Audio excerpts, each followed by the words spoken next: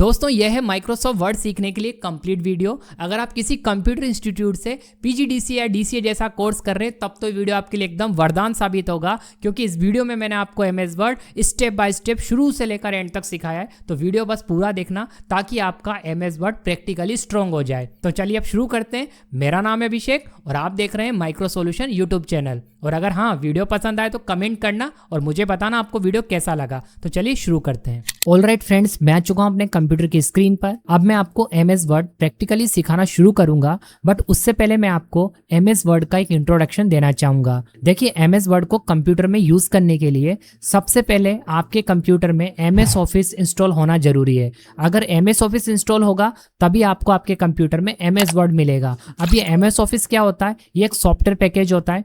इसको इंस्टॉल करने के बाद कंप्यूटर में MS Word, MS Excel, MS PowerPoint, MS Access और आउटलुक जैसे सॉफ्टवेयर एक साथ इंस्टॉल हो जाते हैं। और उनमें से अभी हम सीख रहे हैं एमएस वर्ड। वैसे मैंने अपने चैनल पर एमएस ऑफिस के और भी वीडियोस बना रखे हैं जिसमें एक्सेल, पावर पॉइंट और एक्सेस को डिटेल में सिखा रखा है। अगर आपको आपके कंप्यूटर में एमएस वर्ड सर्च करने पर नहीं मिल रहा है तो इसका मतलब यह है कि आपके कंप्यूटर में एमएस ऑफिस इंस्टॉल नहीं है। तो पहले आपको एमएस ऑफिस को इंस्टॉल करना पड़ेगा। अब इंस्टॉल कहाँ से करेंगे? या तो आप किसी कंप्यूटर शॉप पे जाओ और वहां से इंस्टॉल करवा लो। वैसे यह एक पेड सॉफ्टवेयर है, इसके लिए आपको पेमेंट देनी पड़ती है। लेकिन अगर आप यूट्यूब पे जाकर सर्च करते हो कि एमएस ऑफिस को कैसे इंस्टॉल करेंगे तो आपको काफ़ी सारे वीडियोस मिल जाएंगे जिसमें फ्री ट्रिक का यूज़ करके आपको बताया गया होगा कि एमएस ऑफिस कैसे इंस्टॉल करते हैं। लेकिन ये एक लीगल तरीका नहीं है कि एमएस ऑफिस को कैसे इंस्टॉल करते हैं इस तरीके से, इसलिए मैं इस चैनल पर नहीं बता सकता। बाकी अगर आपको परचेस करके अपने कंप्यूटर में यूज़ करना है तो आप माइक्रोसॉफ्ट की साइट पर जाओ, वहाँ से एमएस ऑफिस को बाय कर लो और उसके बाद अपने कंप्यूटर में यूज़ कर सकते हो।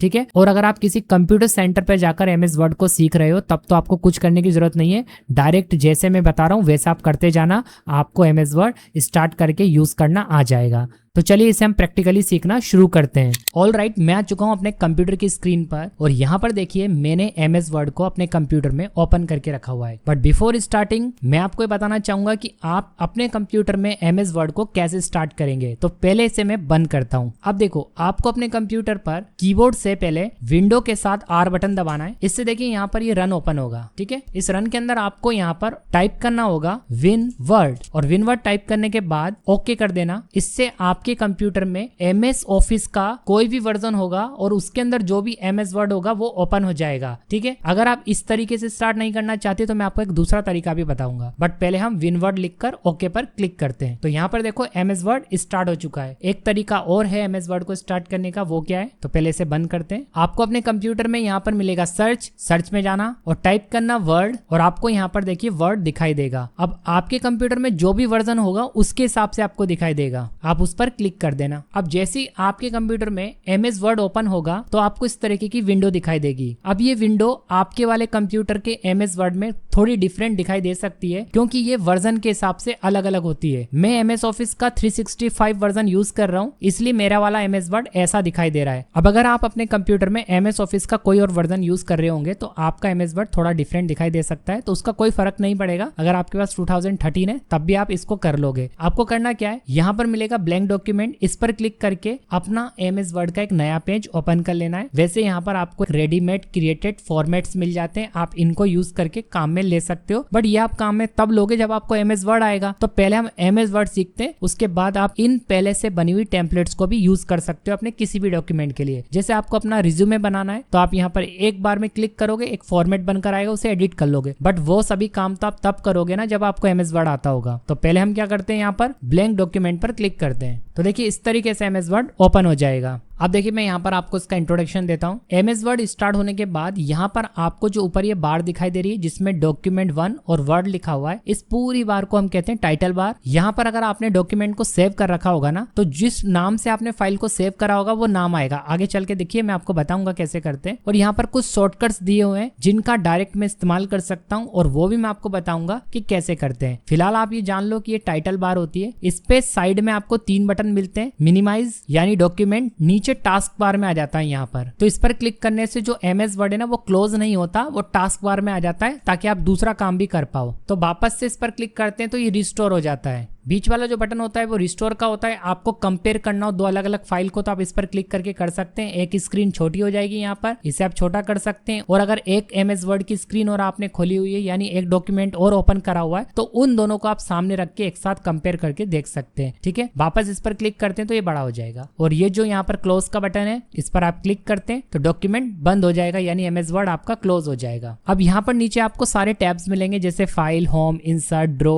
Design, layout, references, mailings, review, view, help. तो जैसे आप टैब पर क्लिक करते हैं तो उससे रिलेटेड जितने भी ऑप्शंस होते हैं ना वो आपको नीचे नजर आएंगे यहाँ पर। ठीक है, तो ये रिबन होती है। तो रिबन को हम ऑटो हाइड भी कर सकते हैं। देखो यहाँ पर लिखा हुआ है, इस पर मैं क्लिक करता हूँ और ये देखो हाइड हो गई। तो एक्चुअल में टैब के अंदर ऑप्शन होते हैं उसे हम रिबन कहते हैं। तो जब मैं यहाँ पर राइट क्लिक कर रहा हूँ तो यहाँ पर रिबन को वापस मुझे शो करना है तो इस पर क्लिक करना होगा। तो कैसे हाइड और अनहाइड करते हैं, आपको किसी भी दो टैब के बीच में रखना है अपना माउस का पॉइंटर, राइट क्लिक करना है और उसके बाद आपको यहाँ पर क्लिक कर देना है। इससे ये हाइड हो जाती है क्या, रिबन। अब कई बार आप अपने कंप्यूटर में MS वर्ड खोलोगे और आपको ऐसे ऑप्शंस नजर ना आए तो आप क्या करना, रिबन को शो कराना। शो कैसे कराते हैं, राइट क्लिक करना और इसको सेलेक्ट कर लेना, इससे परमानेंट शो हो जाएगी। नहीं तो हाइड और अनहाइड होती रहेगी। ये जब आप काम में नहीं लोगे ऑप्शंस को तो ये अनहाइड रहेगी और जब आप क्लिक करोगे किसी टैब पर तभी शो होगी। तो हमेशा सामने रखना है। तो हर टैब के अंदर उससे रिलेटेड ऑप्शंस होते हैं। अब यहाँ पर आपको ये दिखाई दे रहा है, इसे कहते हैं हम रूलर। रूलर का काम होता है कि यहाँ देखिए कर्सर है, ये जो ब्लिंक कर रहा है ना इसे हम कर्सर कहते हैं। मैं पेज की थोड़ी सी साइज को बढ़ाता हूँ पहले ताकि आपको और अच्छे से दिखाई दे। तो पेज की साइज हम कैसे बढ़ा सकते हैं, दो तरीके। कीबोर्ड से कंट्रोल बटन होता है उसको दबा कर रखो और माउस पर जो बीच में व्हील होता है ना उसको आगे की ओर बढ़ाओ। बीच में होता है ना दोनों बटन के, उसको मैं आगे की ओर बढ़ा रहा हूँ तो उससे पेज जो होता है वो जूम हो जाता है। आप इस काम को यहाँ से भी कर सकते हैं। देखिए यहाँ पर नीचे कोने पर मैं जूम कर रहा हूँ तो प्लस पर क्लिक करने से पेज की साइज बढ़ती है और माइनस पर क्लिक करने से पेज जो होता है वो वापस से रिस्टोर होने लग जाता है। तो 100% जो साइज होती है ना इसकी वो ओरिजिनल साइज होती है। अगर आपको लग रहा है कि इसको थोड़ा बड़ा करके काम करना है तो आप कंट्रोल बटन दबाकर माउस का व्हील आगे बढ़ाओ, जूम हो जाएगा। या फिर आप यहाँ से प्लस बटन पर क्लिक करने से भी कर सकते हो। तो ये जूम इन हो रहा है, अब मैं जूम आउट कर देता हूँ। ठीक है, अब यहाँ जो ये ब्लिंक कर रहा है ना इसे हम कर्सर कहते हैं और इसी की हेल्प से हम यहाँ पर टाइप कर पाते हैं। अभी मैं कीबोर्ड से कुछ भी टाइप करूंगा तो वो यहाँ पर टाइप होना स्टार्ट हो जाएगा। यहाँ पर मैं आपको लिखकर दिखाता हूँ। ठीक है, मैंने लिखा माइक्रोसॉफ्ट ऑफिस 365 तो कर्सर ने इसको यहाँ पर टाइप कर दिया। अब मैं आपको बता क्या रहा था, इसका यूज बता रहा था। इसे कहते हैं रूलर। अभी स्टार्टिंग कहाँ से हुई है, यहाँ से हुई है। अगर मैं चाहूं भी तो इसके पीछे नहीं जा सकता, इतना पेज हमारा बेस्ट हो रहा है। तो इसे तो मैं वैसे आगे चलकर आपको सेट करना बताऊंगा। अभी मैं आपको जो बता रहा हूँ वो है कि मैं डिफॉल्ट यहाँ से स्टार्ट कर पा रहा हूँ लिखना। अगर मैं चाहता हूँ कि यहाँ से स्टार्ट हो, कहाँ से, जहाँ से ऑफिस लिखा हुआ है तो वो स्टार्ट नहीं होगा डिफॉल्ट, क्योंकि रूलर कहाँ पर सेट है, यहाँ पर सेट है। तो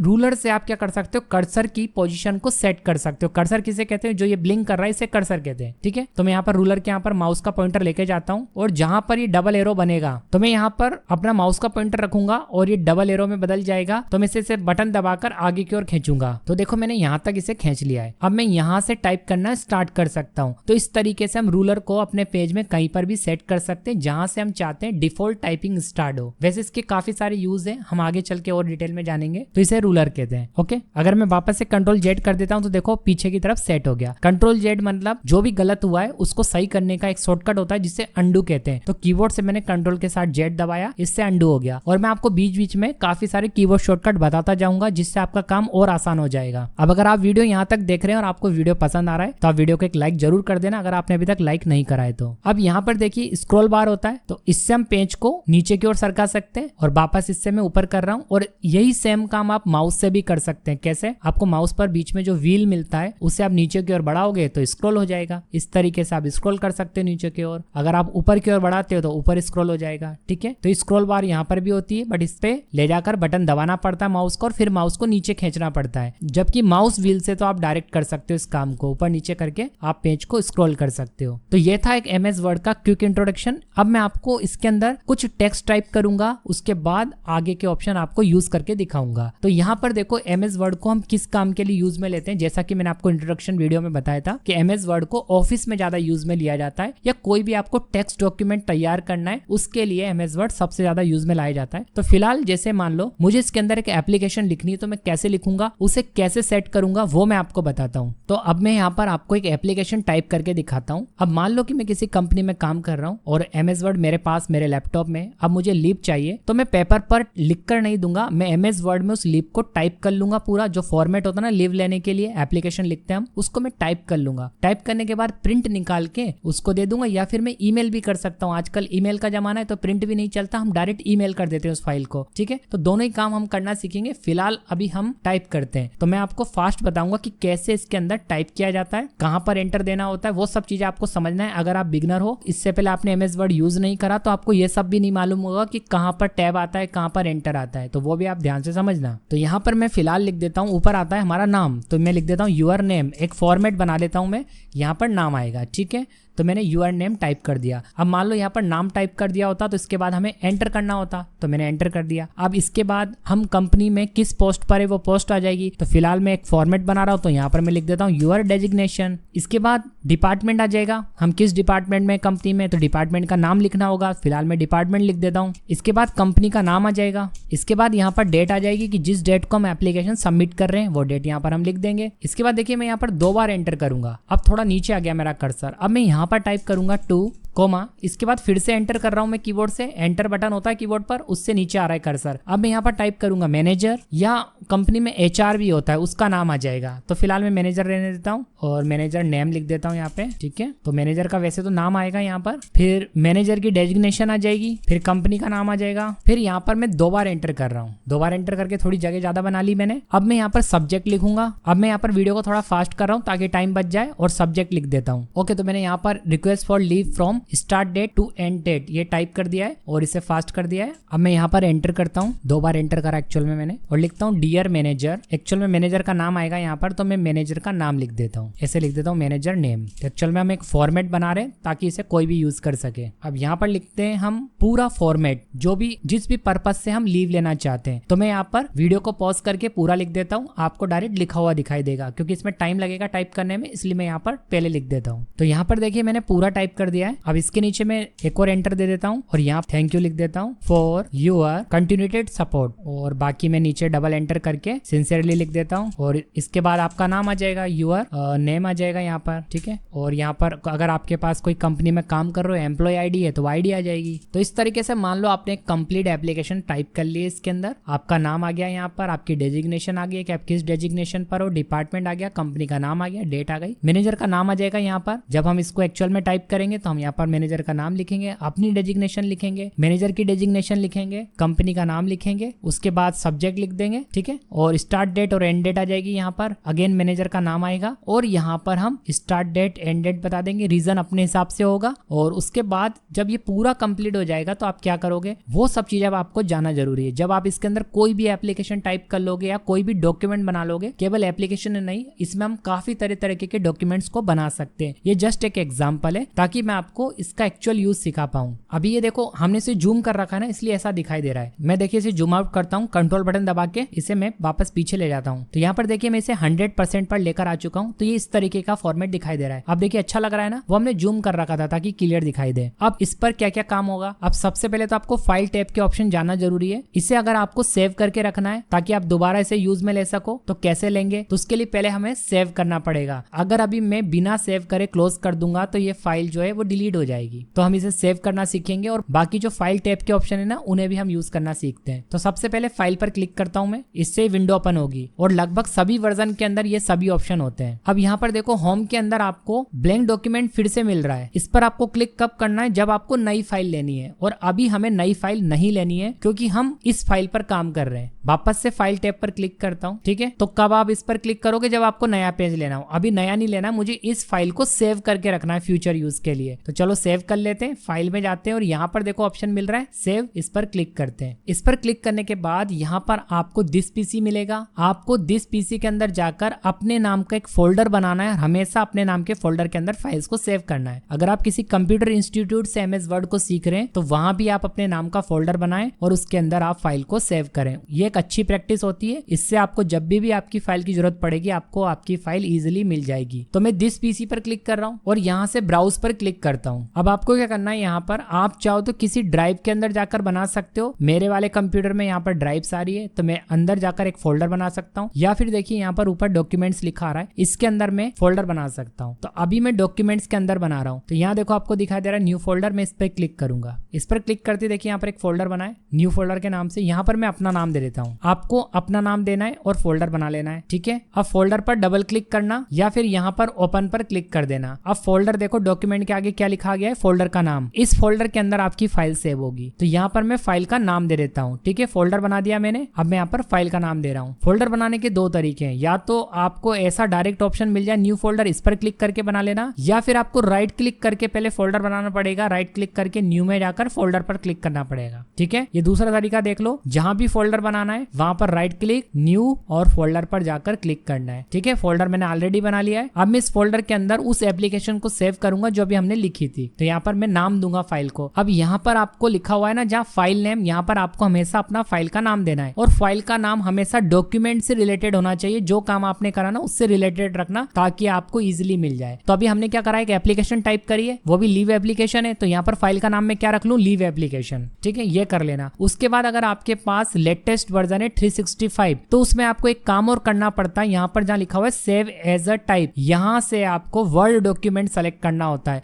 लेटेस्ट वर्जन में ये काम करना ही पड़ता है। अगर आपके पास लोअर वर्जन है ना और यहाँ पर आपको वर्ड डॉक्यूमेंट पहले से दिखाई दे तो कुछ नहीं करना, डायरेक्ट सेव पर क्लिक कर देना है। पर मेरे वाले केस में यहाँ पर मुझे क्या करना पड़ेगा, वर्ड डॉक्यूमेंट करना पड़ेगा, ठीक है। अगर कोई एरर आ रही है तो आप क्या करो, यहाँ से वर्ड डॉक्यूमेंट को जरूर सेलेक्ट कर लो। अब सेव पर क्लिक कर दो, आपकी फाइल सेव हो चुकी है। कैसे पता लगेगा, यहाँ पर आप देख लो, ऊपर देखो फाइल का नाम आ गया लीव एप्लीकेशन। तो मैंने आपको शुरू में बताया था टाइटल बार पर हमेशा जिस नाम से फाइल सेव रहती है वो नाम दिखाई देता है। तो यहाँ पर नाम आ रहा है। अब देखो ये काम तो हमने कर लिया। अब अगर आपको एक नया पेज लेना हो तो नया पेज कैसे लेंगे, मतलब हम ब्लैंक डॉक्यूमेंट की बात करें जिसमें हम दूसरा काम कर सके, तो उसके लिए आपको फाइल टैब में जाना है और यहाँ पर ब्लैंक डॉक्यूमेंट पर क्लिक कर देना या फिर आपको न्यू में जाकर ब्लैंक डॉक्यूमेंट पर क्लिक कर देना है, ठीक है। तो दोनों ऑप्शन है आपके पास। मैं न्यू में जाकर ब्लैंक डॉक्यूमेंट पर क्लिक करता हूँ तो देखो एक ब्लैंक पेज आ गया। अगेन मैं इसमें काम करना स्टार्ट कर सकता हूँ। अब अगर इसे जूम करना है तो कंट्रोल बटन दबाओ कीबोर्ड से और माउस का व्हील आगे की ओर बढ़ाओ, ये जूम हो जाएगा। अब आपने जो फाइल पहले से बना रखी है उसे ओपन करना है, यानी उस पर कुछ चेंजेस करने, कुछ काम करना है। जैसे हमने वो फॉर्मेट बना के रखा हुआ है, वो एक्चुअल में लीव एप्लीकेशन नहीं थी, वो लीव एप्लीकेशन का फॉर्मेट था। उसको आपको अपने लिए बनाना है, या फिर ऐसे आपने फॉर्मेट्स अलग अलग बना के रख रखे हैं, कोई चेंजेस करना है, कोई एडिटिंग करनी है उसके अंदर, तो अपनी सेव हुई फाइल को आप कैसे ओपन करोगे वो देखिए। उसके लिए आपको फाइल टैब में जाना है और यहाँ पर आपको मिलेगा ओपन, इस पर क्लिक करना और यहाँ से वैसे तो आपने जो अभी रिसेंटली फाइल को सेव करा होगा ना वो आपको यहाँ पर दिखाई दे जाएगी। आप डायरेक्ट यहाँ पर क्लिक करके भी ओपन कर सकते हैं, ठीक है। ये तो एक शॉर्टकट है, ये एक्चुअल तरीका नहीं है फाइल को ओपन करने का, ये शॉर्टकट है। एक्चुअल तरीका क्या है फाइल को ओपन करने का वो देखो। फाइल को ओपन करने का एक्चुअल तरीका है, आपको हमेशा ओपन पर क्लिक करना है और जहां आपने फाइल सेव करी थी वहां जाके आपको फाइल को ओपन करना है। ये तरीका कब अच्छा है, जब आपका पर्सनल पीसी है, आपका खुद का कंप्यूटर है और आपको फाइल यहाँ पर दिखाई दे रही है। मान लो आपको यहाँ पर फाइल दिखाई नहीं दे रही है, आपने काफी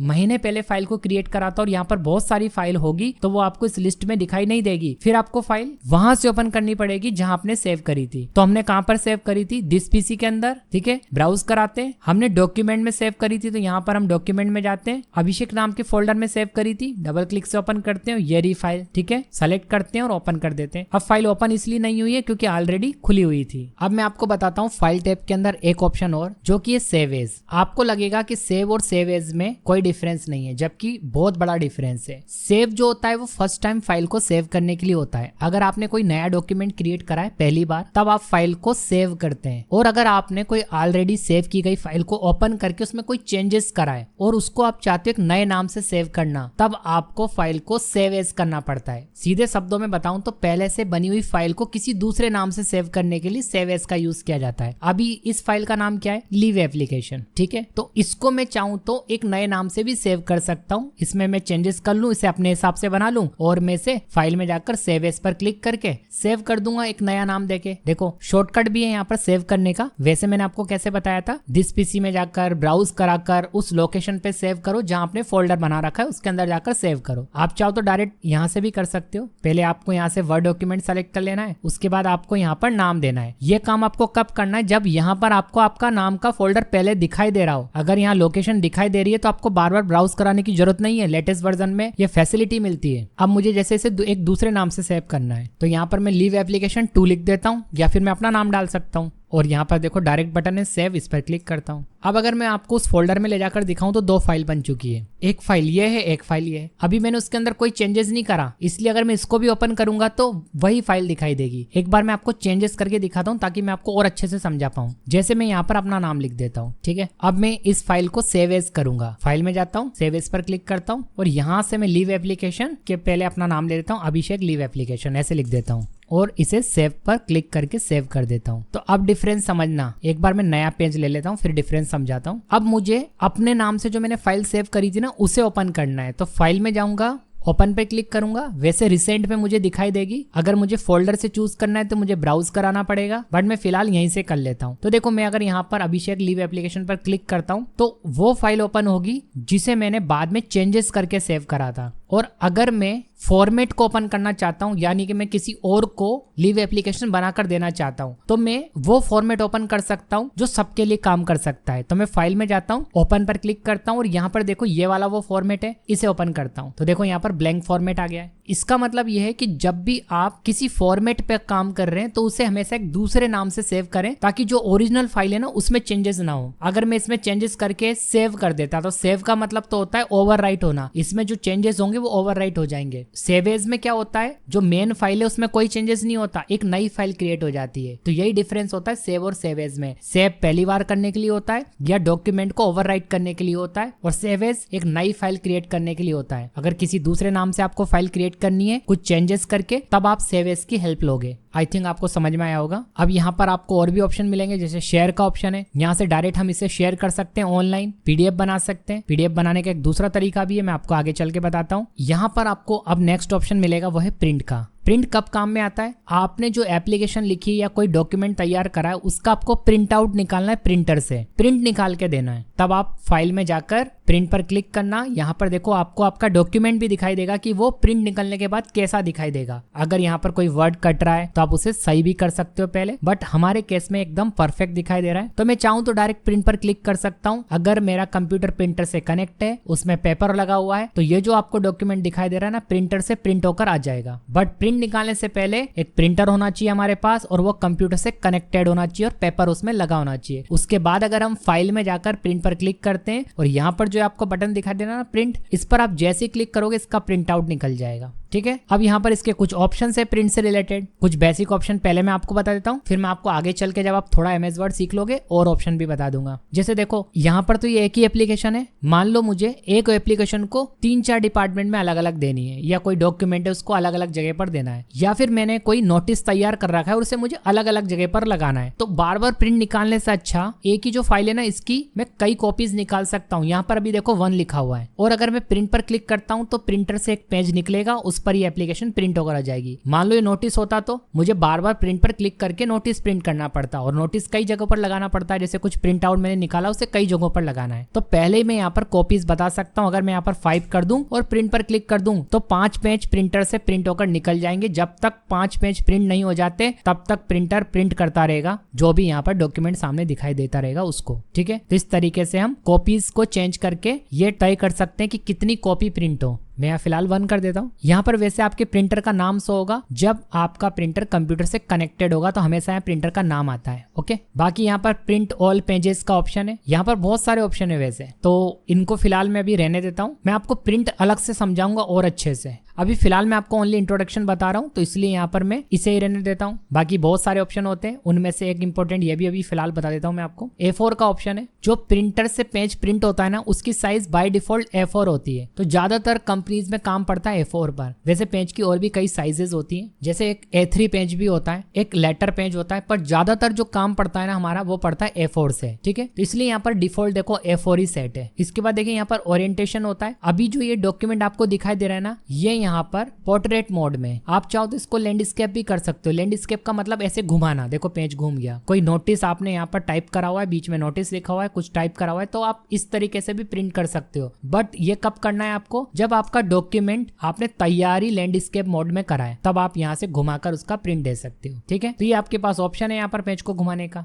बाकी और भी ऑप्शन होते हैं यहाँ पर, आपको कई सारे पेजेस में से कौन कौन से नंबर का पेज निकालना है प्रिंट, वो सब चीजें यहाँ पर आप सेट कर सकते हो। फिलहाल अभी शुरुआत में हम इतना ही रहने देते हैं प्रिंट के अंदर, अलग से इसके ऊपर हम चर्चा करेंगे आगे चल के। तो आपको समझ में आया, अगर आपको प्रिंट निकालना है तो यहाँ पर क्लिक करना है, जस्ट प्रिंट निकल जाता है। उसके बाद फाइल टैब के अंदर ही प्रिंट के बाद आपको एक ऑप्शन मिलेगा एक्सपोर्ट का। ये देखो किस किस केस में काम आता है। अभी जैसे ये जो फॉर्मेट है ना, मान लो एक एप्लीकेशन ही है पूरी, अब इसका आपको प्रिंट निकालने से पहले पीडीएफ तैयार करना है। वो इसलिए क्योंकि हो सकता है आपके घर पर आपके पास कंप्यूटर हो पर प्रिंटर नहीं है, तो आप एक काम कर सकते हो, इसकी पीडीएफ बनाकर ले जा सकते हो। पीडीएफ एक ऐसी फाइल होती है जिसमें चेंजेस नहीं किया जा सकता, जबकि वर्ड की फाइल में आप एडिटिंग कर सकते हो। यहाँ पर आपका नाम लिखा हुआ है तो आप किसी और का नाम लिख सकते हो, आप इसके अंदर पूरा चेंजेस कर सकते हो। लेकिन एक फाइल होती है जिसे पीडीएफ फाइल कहा जाता है। जब इस फाइल को हम, जो कि वर्ड की फाइल है, पीडीएफ फाइल में बदल लेंगे तो उसमें एडिटिंग पॉसिबल नहीं हो पाएगी। तो आप क्या कर सकते हो, अगर आपके पास प्रिंटर नहीं है तो इस फाइल की एक पीडीएफ फाइल बना लो, उसे अपने व्हाट्सएप पर ले लो और किसी भी ऐसी दुकान पर जाओ जहां पर प्रिंटिंग का काम होता है, वहां पर ले जाकर उसे फाइल उसके व्हाट्सएप नंबर पर सेंड कर दो, वो आपको प्रिंट आउट निकाल कर दे देगा। तो इस काम को कैसे करेंगे, फाइल में जाएंगे, हम एक्सपोर्ट पर क्लिक करेंगे और यहाँ पर आपको मिलेगा क्रिएट पीडीएफ, तो इस पर क्लिक करना। अगेन ये आपसे पूछ रहा है कि आप सेव कहाँ करना चाहते हैं, तो हम हमारे नाम के फोल्डर में सेव करना चाहते हैं। नाम रख लो पीडीएफ का कुछ भी, यहाँ पर देखो एक्सटेंशन क्या आ रहा है पीडीएफ, और पब्लिश पर क्लिक कर दो। तो देखो एक पीडीएफ फाइल बन गई, ये बन के आ गई। अब इस पीडीएफ फाइल के अंदर कोई भी चेंजेस पॉसिबल नहीं है। देखो मैं किसी को भी चेंज करने की कोशिश करूंगा तो डायरेक्ट तो पॉसिबल नहीं है। इसके सॉफ्टवेयर आते हैं जिससे एडिटिंग की जाती है पीडीएफ फाइल में, बट नॉर्मल हर कोई व्यक्ति इसके अंदर चेंजेस नहीं कर पाएगा। तो पीडीएफ फाइल कुछ इस तरीके से बनाते हैं। कंपनी में जब आप जॉब करोगे, एक्चुअल में जब आप एमएस वर्ड को यूज करोगे, तब आपको पीडीएफ फाइल की भी जरूरत पड़ेगी। तो आपको पता होना चाहिए कि एमएस वर्ड में तैयार किए गए डॉक्यूमेंट की पीडीएफ फाइल कैसे बनाते हैं। तो उसके लिए हम फाइल में जाते हैं, एक्सपोर्ट पर क्लिक करते हैं, लोकेशन सेलेक्ट करके और पीडीएफ पर क्लिक कर देते हैं, यानी पब्लिश कर देते हैं, तो पीडीएफ बन जाती है। अब उस पीडीएफ फाइल को चाहे तो हम मेल कर सकते हैं ताकि उसके अंदर कोई चेंजेस ना कर पाए। जैसे मान लो हम ये डॉक्यूमेंट फाइल जो हमने बनाई है, इसको मेल कर दें तो कोई चेंजेस कर सकता है उसके अंदर, पर पीडीएफ फाइल में नॉर्मल तरीके से चेंजेस पॉसिबल नहीं है। तो ये थे फाइल टैब के मोस्ट यूजफुल इंपॉर्टेंट ऑप्शन जो आपको पता होना बहुत जरूरी है। अब हम धीरे धीरे करके एक एक टैब के सारे ऑप्शन यूज करना सीखेंगे जो मोस्ट इंपॉर्टेंट है और आपके काम आएंगे। अब चलते हैं हम इंसर्ट टैब के अंदर और इसके ऑप्शंस को सीखना शुरू करते हैं। तो सबसे पहले बात करूंगा मैं कवर पेज की। इस पर क्लिक करूंगा तो देखो यहाँ पर आपको काफी सारे कवर पेज दिखाई देंगे।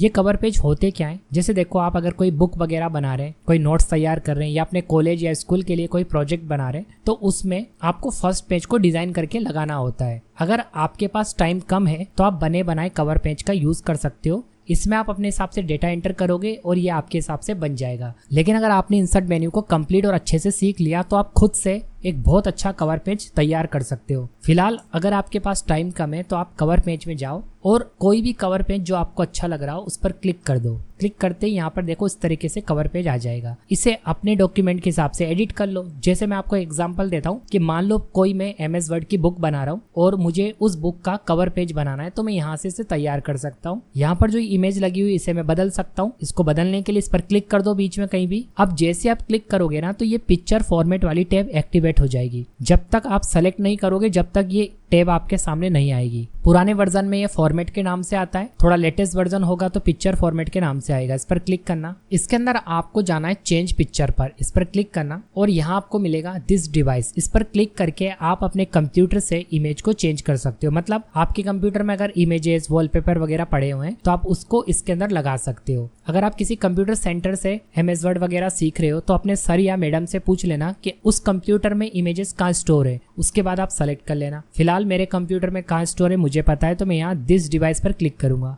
इस पर क्लिक करते ही एक विंडो ओपन होगी। उस विंडो के अंदर आपको उस ड्राइव तक पहुंचना है जहां पर पिक्चर्स या इमेजेस स्टोर हैं। तो मेरे केस में मैं ऑलरेडी पहुंच चुका हूं और यहां पर मैं एक इमेज को सेलेक्ट कर लिया हूं और अब मैं इंसर्ट बटन पर क्लिक कर रहा हूं। आप भी पहले इमेज को सेलेक्ट कर लेना और इंसर्ट बटन पर क्लिक कर देना। तो देखो यहाँ पर एक कंप्यूटर की इमेज आ चुकी है। आप अपने हिसाब से इसको लगा सकते हैं। अगर आपके पास एमएस वर्ड का लेटेस्ट वर्जन है तो आप ऑनलाइन ही पिक्चर को सर्च करके यहाँ पर लगा सकते हैं। उसके लिए आपको अगेन यहाँ पर चेंज पिक्चर पर क्लिक करना है और यहाँ आपको मिलेगा फ्रॉम स्टॉक इमेज, इस पर क्लिक कर देना। इस पर क्लिक करते ही एक विंडो ओपन होगी। इसके अंदर आपको काफी सारी इमेजेस मिलेंगी। आप यहाँ पर क्लिक करना, क्लिक कर करके देख लेना जो भी आपको अच्छी लगे इमेज आप लगा सकते हो और आप यहाँ पर सर्च भी कर सकते हो। जैसे मैं यहाँ पर सर्च करता हूँ कंप्यूटर, तो कंप्यूटर से रिलेटेड इमेजेस आ चुकी हैं। ठीक है, जो भी अच्छी लगे मैं वहां पर लगा सकता हूँ। देखो मैं इसको लगाकर दिखाता हूँ आपको, या मैं काम करता हूँ यहाँ पर ऑफिस सर्च करता हूँ। ऑफिस के अंदर भी मैं MS ऑफिस सर्च कर लेता हूँ, अगर हुई कुछ तो मिल जाएगी। एक्चुअल में MS ऑफिस एक ब्रांड का नाम है, तो इससे रिलेटेड इमेजेस मिलना पॉसिबल नहीं है, तो मुझे इनमें से ढूंढना पड़ेगा, कुछ थोड़ा टाइम लगेगा, इसलिए मैंने पहले से डाउनलोड करके रखी हुई थी और मैंने यहाँ पर इसे लगा दिया। आप डायरेक्ट क्लिक करोगे तो अप्लाई हो जाएगी यहाँ पर, ठीक है। अब मैं यहाँ पर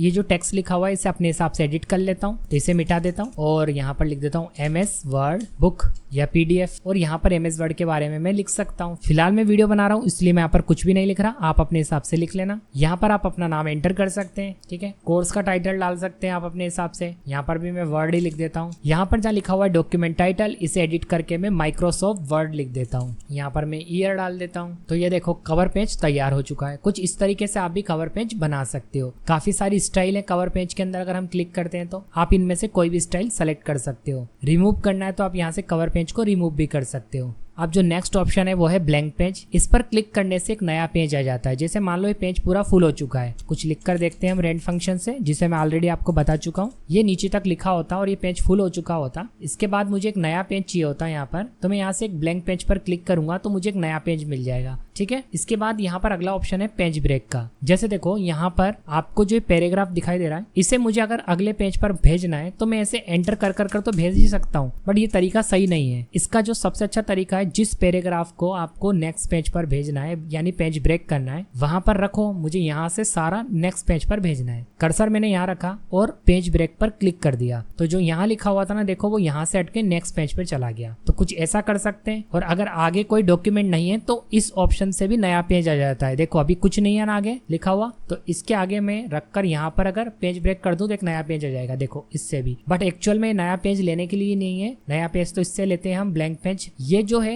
वो पैराग्राफ को हम दूसरे पेज पर शिफ्ट करने के लिए यूज में ले सकते हैं। अब यहाँ पर देखो अगला ऑप्शन है टेबल का। तो आपको जाना है यहाँ पर, और यहाँ पर आपको पहले ऐसे बॉक्सेस मिलेंगे। इसका मतलब देखो अगर एक बॉक्स पर क्लिक है तो एक रो बन गई। अगर मैं आगे बढ़ाता हूँ तो इसका मतलब एक रो 2 कॉलम बन गए, ठीक है। रो किसे कहते हैं अभी बताऊंगा आपको मैं, अगर आपको नहीं मालूम तो। अभी क्या हुआ है, आगे बढ़ा रहा हूँ तो 3 कॉलम है और 1 रो है। नीचे बढ़ाता हूँ तो ऐसे हो रहा है। तो यहाँ से आप बाय डिफॉल्ट इतनी बड़ी टेबल बना सकते हो। अब रो एंड कॉलम समझ लो पहले। ये है रोज, ये इस तरीके से अगर बात करूं मैं नीचे की ओर ऐसे, तो ये होते हैं कॉलम्स, ठीक है। और अगर ऐसे बात करें हम तो ये है रोज, ओके। एक्सेल अगर आपको आता होगा तो आपको ये बात पता होगा, और नहीं आता है तो ऑलरेडी एक्सेल का वीडियो भी मैंने बना रखा है। वीडियो का लिंक मैंने आपको चैनल के डिस्क्रिप्शन बॉक्स में दे रखा है, या आप कमेंट करके भी मुझसे एक्सेल का वीडियो मांग सकते हैं। तो वापस चलते हैं हम इंसर्ट टैब के अंदर। तो यहाँ पर जो ये ऑप्शन है ये तो आपको समझ में आ गई, ये क्या कर रहे हैं। आप बाय डिफॉल्ट इतनी बड़ी टेबल यहाँ पर बना सकते हो, लेकिन अगर आपको इससे बड़ी टेबल बनानी है तो फिर आप क्या करोगे। फिर आपको पहले तो मैं इसे करता हूँ डिलीट। अब यहाँ पर मिलेगा आपको बड़ी टेबल बनानी है, आपको इनसे काम नहीं चल रहा आपका, तो इंसर्ट टेबल पर क्लिक करना। क्लिक करते एक विंडो ओपन होगी। इस विंडो के अंदर आपको देखो यहाँ बोला जा रहा है नंबर ऑफ कॉलम्स, यानी आपको कितने कॉलम वाली टेबल बनानी है उतना आप यहाँ एंटर कर दो। कितनी रो वाली टेबल बनानी है उतनी रो यहाँ एंटर कर दो। कॉलम और रो क्या होता है मैंने आपको बता दिया, ठीक है। तो मैं यहाँ पर एक 5 कॉलम, चलो एक काम करते हैं हम 10 कॉलम और 10 रो वाली टेबल बनाते हैं।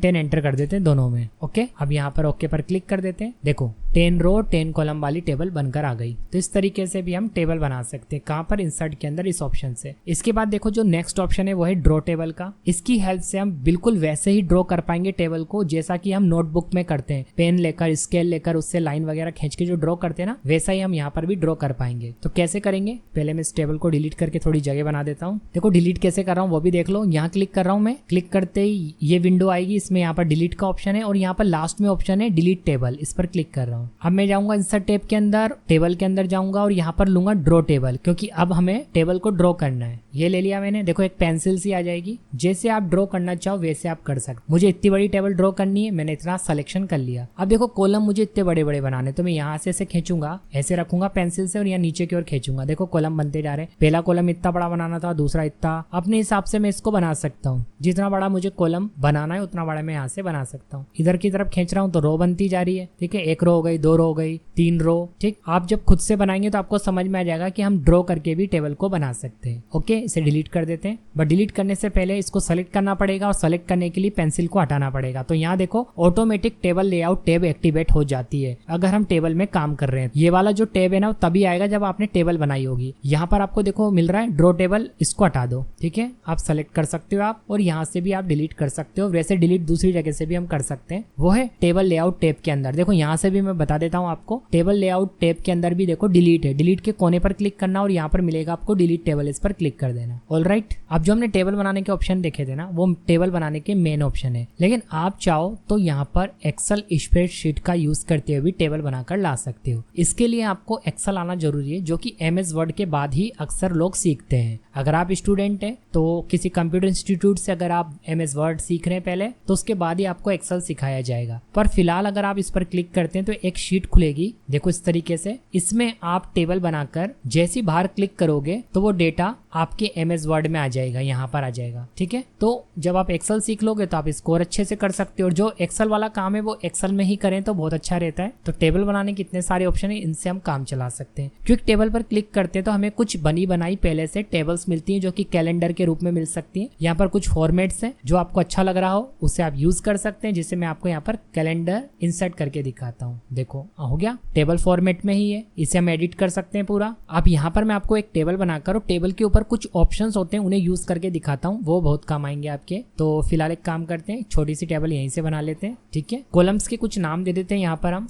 ठीक है, मैंने यहाँ पर कुछ कॉलम्स के नाम दे दिए हैं। अब मैं यहाँ पर आपको टेबल के ऊपर कुछ ऑप्शंस यूज करके दिखाऊंगा। तो देखो, जैसे टेबल आप बना लोगे तो आपके सामने टेबल डिजाइन जो टैब है ना, वो एक्टिवेट हो जाएगा और इसी के ऊपर हम टेबल डिजाइन के ऑप्शन को अप्लाई करेंगे। ठीक है, तो यहाँ पर आपको टेबल की कुछ रेडीमेड स्टाइल्स मिल जाती हैं। आप इस पर क्लिक करोगे तो आपकी वाली टेबल वैसी हो जाएगी जो यहाँ पर स्टाइल दी गई है। आप यहाँ पर क्लिक करोगे तो सारी स्टाइल्स ओपन हो जाएंगी। जैसे देखो, हम ये वाली स्टाइल ले लेते हैं, तो देखो इसी स्टाइल की टेबल हो गई। शेडिंग के अंदर हम टेबल का पूरा बैकग्राउंड कलर चेंज कर सकते हैं, बट पहले टेबल को यहाँ पर क्लिक करके पूरा सेलेक्ट करना है, फिर शेडिंग में जाना है। देखो बैकग्राउंड कलर चेंज हो रहा है यहाँ से, तो ये कर सकते हैं हम। यहाँ से हम बॉर्डर्स चेंज कर सकते हैं। देखो काफी तरह तरह की बॉर्डर्स है यहाँ पर, इस पे क्लिक करते हैं। क्लिक करते ही हमारे सामने देखो इस तरीके का ब्रश आ जाएगा। अब इस ब्रश को आपको इन बॉर्डर के ऊपर फेरना है। तो जैसे आप फेरोगे टेबल वैसी हो जाएगी जो आपने यहाँ पर सेलेक्ट करा होगा। जो बॉर्डर आप यहाँ से सेलेक्ट करोगे आपकी टेबल भी वैसी हो जाएगी। ठीक है, हटाने के लिए वापस इस पर ही क्लिक कर देना, यहाँ पर क्लिक कर देना बॉर्डर पेंटर के ऊपर, इससे भी हट जाता है। ठीक है, तो यहाँ से आप बॉर्डर को पेंट कर सकते हो।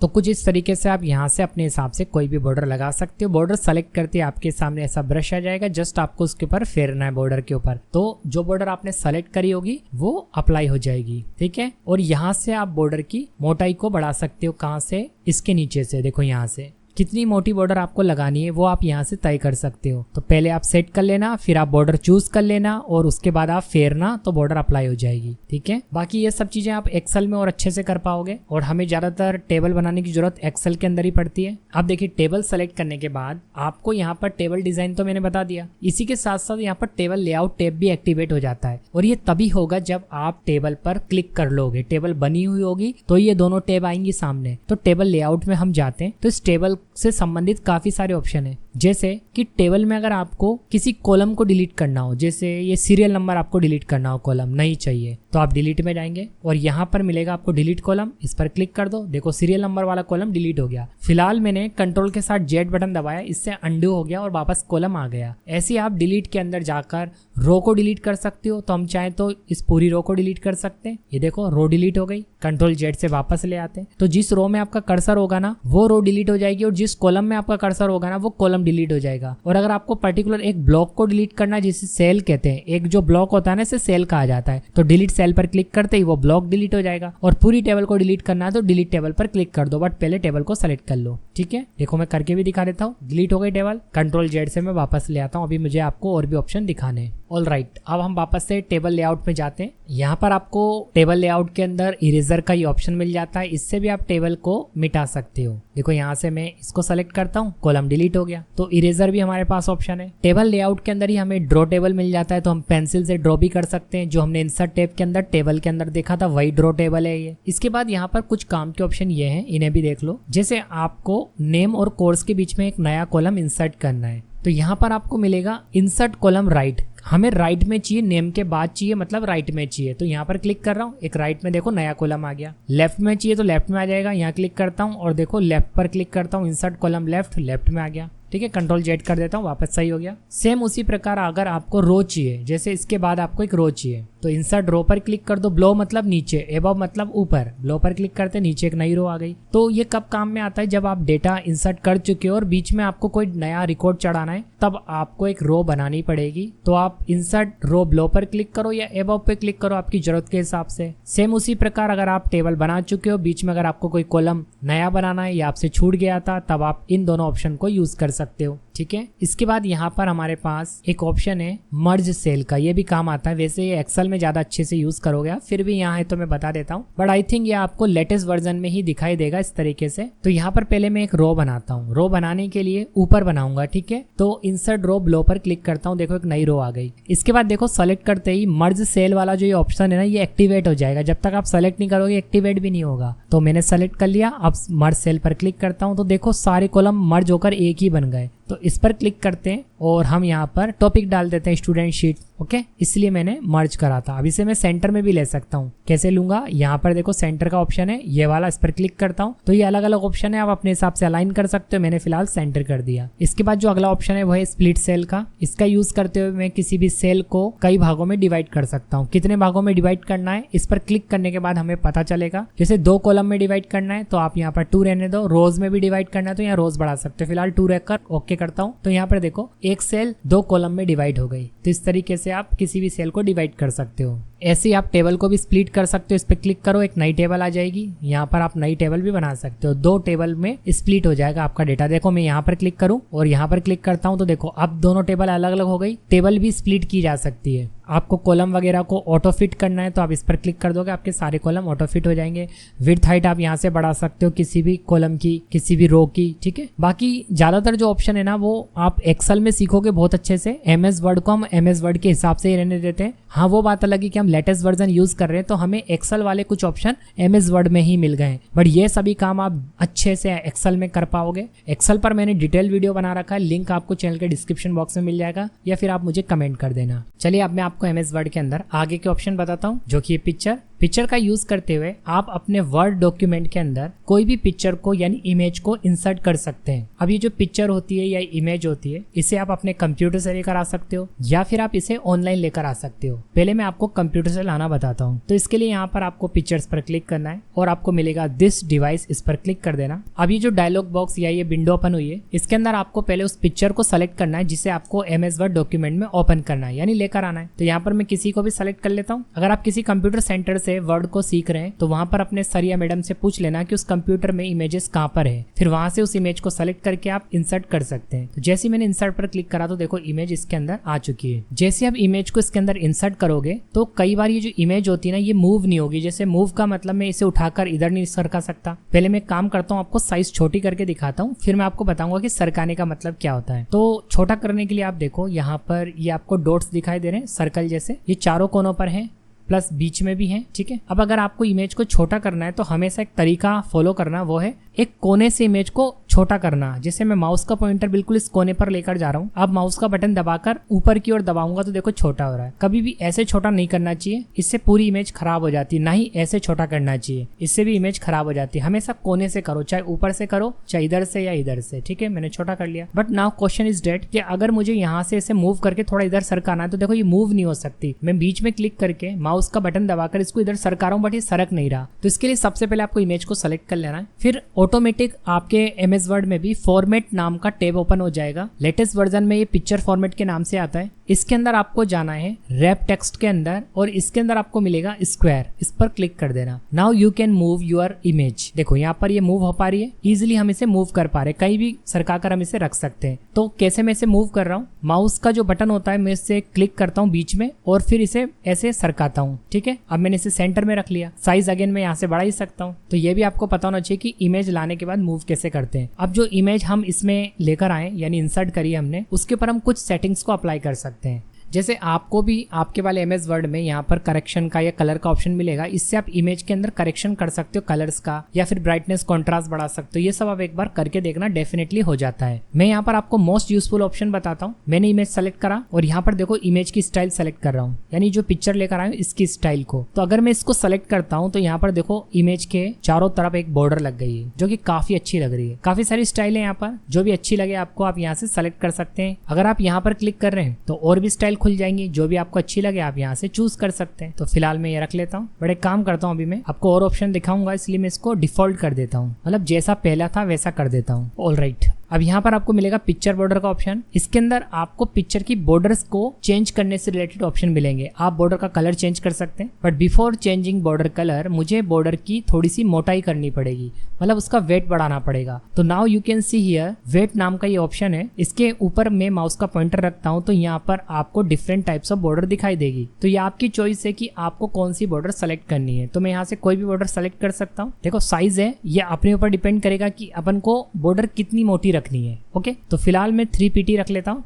Now we can change colour, किसका, बॉर्डर का। तो यहाँ पर हमारे पास बॉर्डर के कलर को चेंज करने के काफी सारे ऑप्शन है। तो जो भी आपको कलर चाहिए, जो भी आपको अच्छा लगता है वो आप यहाँ से सेलेक्ट कर सकते हैं। जस्ट आप क्लिक कर देना, बॉर्डर का कलर वही हो जाएगा जो आपने चूज करा होगा। तो it means colour changing option यहाँ पर है, और बॉर्डर की मोटाई बढ़ाने के लिए आप इसका यूज कर सकते हो। एंड यहाँ पर आपको कुछ बॉर्डर की स्टाइल और मिलती है। आई थिंक ये लेटेस्ट वर्जन में आपको दिखाई देगा। अगर आपके पास थोड़ा सा लोएस्ट वर्जन है MS वर्ड यानी MS ऑफिस का, तो आप फिर डेसेस के अंदर जा सकते हैं और यहाँ से भी बॉर्डर की स्टाइल को चूज कर सकते हैं। तो ये रिक्वायरमेंट के ऊपर निर्भर करेगा कि कब आपको इस तरीके की बॉर्डर लगानी है।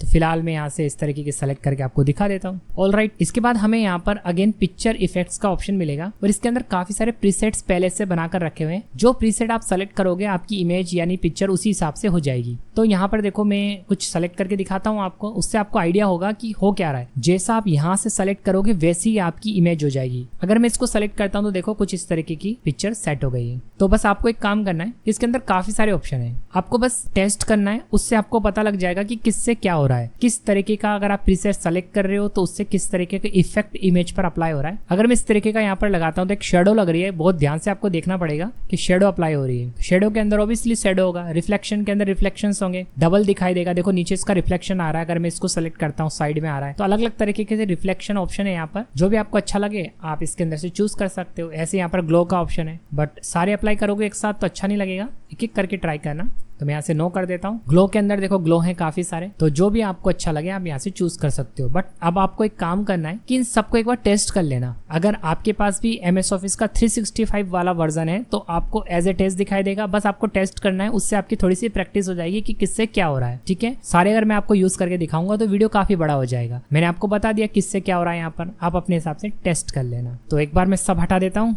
ऑलराइट, तो मैंने यहाँ पर इमेज को बिल्कुल डिफॉल्ट कर दिया है ताकि मैं आपको और ऑप्शन अप्लाई करके दिखा पाऊँ। यहाँ पर एक पोजीशन नाम का ऑप्शन है, ये बोलता है कि आप अगर कोई टेक्स्ट भी लिख रहे हैं, उस टेक्स्ट में अगर आपको इमेज को एक पर्टिकुलर एरिया में शिफ्ट करना है तो वहां पर आप पोजीशन का यूज कर सकते हैं। अगर आप यहाँ पर डायग्राम को देखेंगे तो क्या बोल रहा है कि टेक्स्ट इसके साइड में भी होगा और इमेज उसके टॉप में कॉर्नर में चली जाएगी। तो एक काम करते हैं, पहले हम कुछ टेक्स्ट भी लिखते हैं, यहाँ पर आपको समझ में अच्छे से आएगा इससे। तो मैं एक फंक्शन यूज करता हूँ रेंड, जो कि हमें डिफॉल्ट पैराग्राफ दे देता है, जिसका यूज हम जस्ट कर पाते हैं अपने डॉक्यूमेंट के अंदर ताकि कुछ भी हमें देखना हो। जैसे मैंने रेंड से 40 पैराग्राफ ले लिया। अब देखो समझना, मैं इमेज को सेलेक्ट करता हूँ, अगेन पिक्चर फॉर्मेट में जाता हूँ और यहाँ से पोजीशन में जाकर ये वाला ले लेता हूँ। देखो समझ में आ गया आपको, जैसा कि डायग्राम में दिखाई दे रहा था वैसा ही हो गया। इमेज इधर साइड में शिफ्ट हो गई है और टेक्स्ट साइड में आ गया। अगर आप कोई बुक बना रहे हैं, कोई नोट्स बना रहे हैं, कोई आर्टिकल लिख रहे हैं, जब आप इस तरीके से सेट कर सकते हो। इट मीन्स इसके अंदर जो भी आपको डिजाइन दी गई है उसी हिसाब से आपकी इमेज हो जाएगी। जस्ट आप क्लिक करना और आप चेक कर लेना।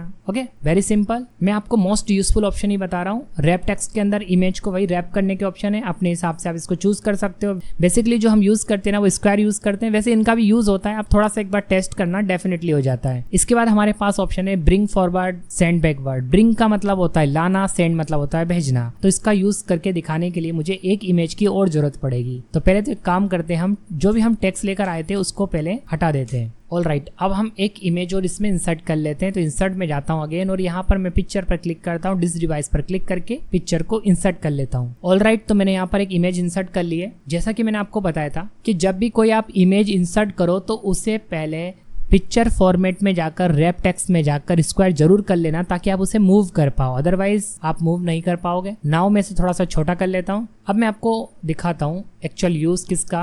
ब्रिंग फॉरवर्ड सेंड बैकवर्ड, पहले सेंड का यूज करते हैं। जैसे देखो इस इमेज को मुझे इस इमेज के पीछे भेजना है। अभी कौन सी इमेज पीछे है? ये वाली। अब मुझे इसे पीछे भेजना है तो सेंड बैकवर्ड में जाऊंगा और यहाँ पर ऑप्शन मिलेगा send to back. Alright, send to back, ये इसके पीछे चली गई। अब अगर मैंने यहाँ पर कोई टेक्स्ट लिखा हुआ है उसके पीछे इमेज को भेजना हो, लिख कर दिखाता हूँ मैं एक टेक्स्ट। एक काम करता हूँ, पहले मैं रेंड फंक्शन से कुछ टेक्स्ट को लेकर आता हूँ। अब और अच्छे से समझ में आएगा आपको बात। पहले मैं एक इमेज के साथ समझाता हूँ इसके साथ। जैसे देखो अभी क्या है, ये इमेज जो है टेक्स्ट के पीछे नहीं है, टेक्स्ट के साइड में और ये सब शिफ्ट हो रही है। मुझे टेक्स्ट के पीछे इमेज चाहिए। पिक्चर फॉर्मेट में जाता हूँ, सेंड टू बैकवर्ड में जाता हूँ और यहाँ पर सेंड बिहाइंड टेक्स्ट पर क्लिक करता हूँ और यहाँ से रैप टेक्स्ट में जाकर बिहाइंड टेक्स्ट पर क्लिक करूंगा। तो अब देखो टेक्स्ट के पीछे इमेज जा चुकी है। ठीक है, जब टेक्स्ट के पीछे करना हो तो कुछ इस तरीके से आप करेंगे। तो रैप टेक्स्ट में ये ऑप्शन बिहाइंड टेक्स्ट आ रहा है। आप देखो इसके आगे लिखा है इन फ्रंट ऑफ टेक्स्ट, इस पर क्लिक करेंगे तो टेक्स्ट के आगे आ गई। तो जैसा लिखा है वैसा हो जाएगा, बस आपको एक बार टेस्ट करके देखना पड़ेगा। 2 इमेज के ऊपर करना है तो आप सेम काम कर सकते हो। आपको देखना पड़ेगा कि किसको किसके पीछे ले जाना है। पीछे ले जाना है तो सेंड टू बैक, आगे लाना है तो ब्रिंग। ठीक है, टेक्स्ट के आगे लाना है, टेक्स्ट के पीछे भेजना है तो यहाँ पर ऑप्शन है आगे लाने का, पीछे भेजने का, ये है। तो एक बार आप यूज करके देखना, आ जाएगा आपको समझ में। और वैसे हम आगे चल के इसको थोड़ा सा और प्रैक्टिकली यूज करना सीखेंगे। अब पिक्चर फॉर्मेट के अंदर ही पिक्चर पर आप ये सब अप्लाई कर सकते हो। जैसे रोटेट कर सकते हो आप किसी भी पिक्चर को, किसी और डायरेक्शन में आपको रोटेट करना है, 90 डिग्री, लेफ्ट में, राइट में, वर्टिकल, तो आप अपनी पिक्चर को रोटेट कर सकते। जैसे देखो अभी मैंने फ्लिप कर दिया। डिफॉल्ट कैसी थी, ये जो यहाँ पर मैन बैठा हुआ है ये इस साइड में, अब मैं इसे फ्लिप कर देता हूँ। देखो अब ये दूसरी साइड में आ गया। तो इस तरीके से आप इमेज को फ्लिप भी कर सकते हो। इसके बाद मैं आपको क्रॉप ऑप्शन का यूज करना बताता हूँ। क्रॉप भी बहुत काम आता है, बट पहले एक काम करते हैं, इसे वापस से पहले जैसा कर देते हैं। जैसे देखो मुझे इतना ही रखना है इस कंप्यूटर तक, इसको क्रॉप करना है, ऊपर से भी क्रॉप करना है। कई बार इमेज को क्रॉप करना पड़ जाता है अनवांटेड एरिया को हटाने के लिए। तो सबसे पहले उस इमेज को सेलेक्ट करो जिसे क्रॉप करना है। नाउ आप यहाँ पर क्लिक कर देना जहाँ क्रॉप लिखा हुआ है।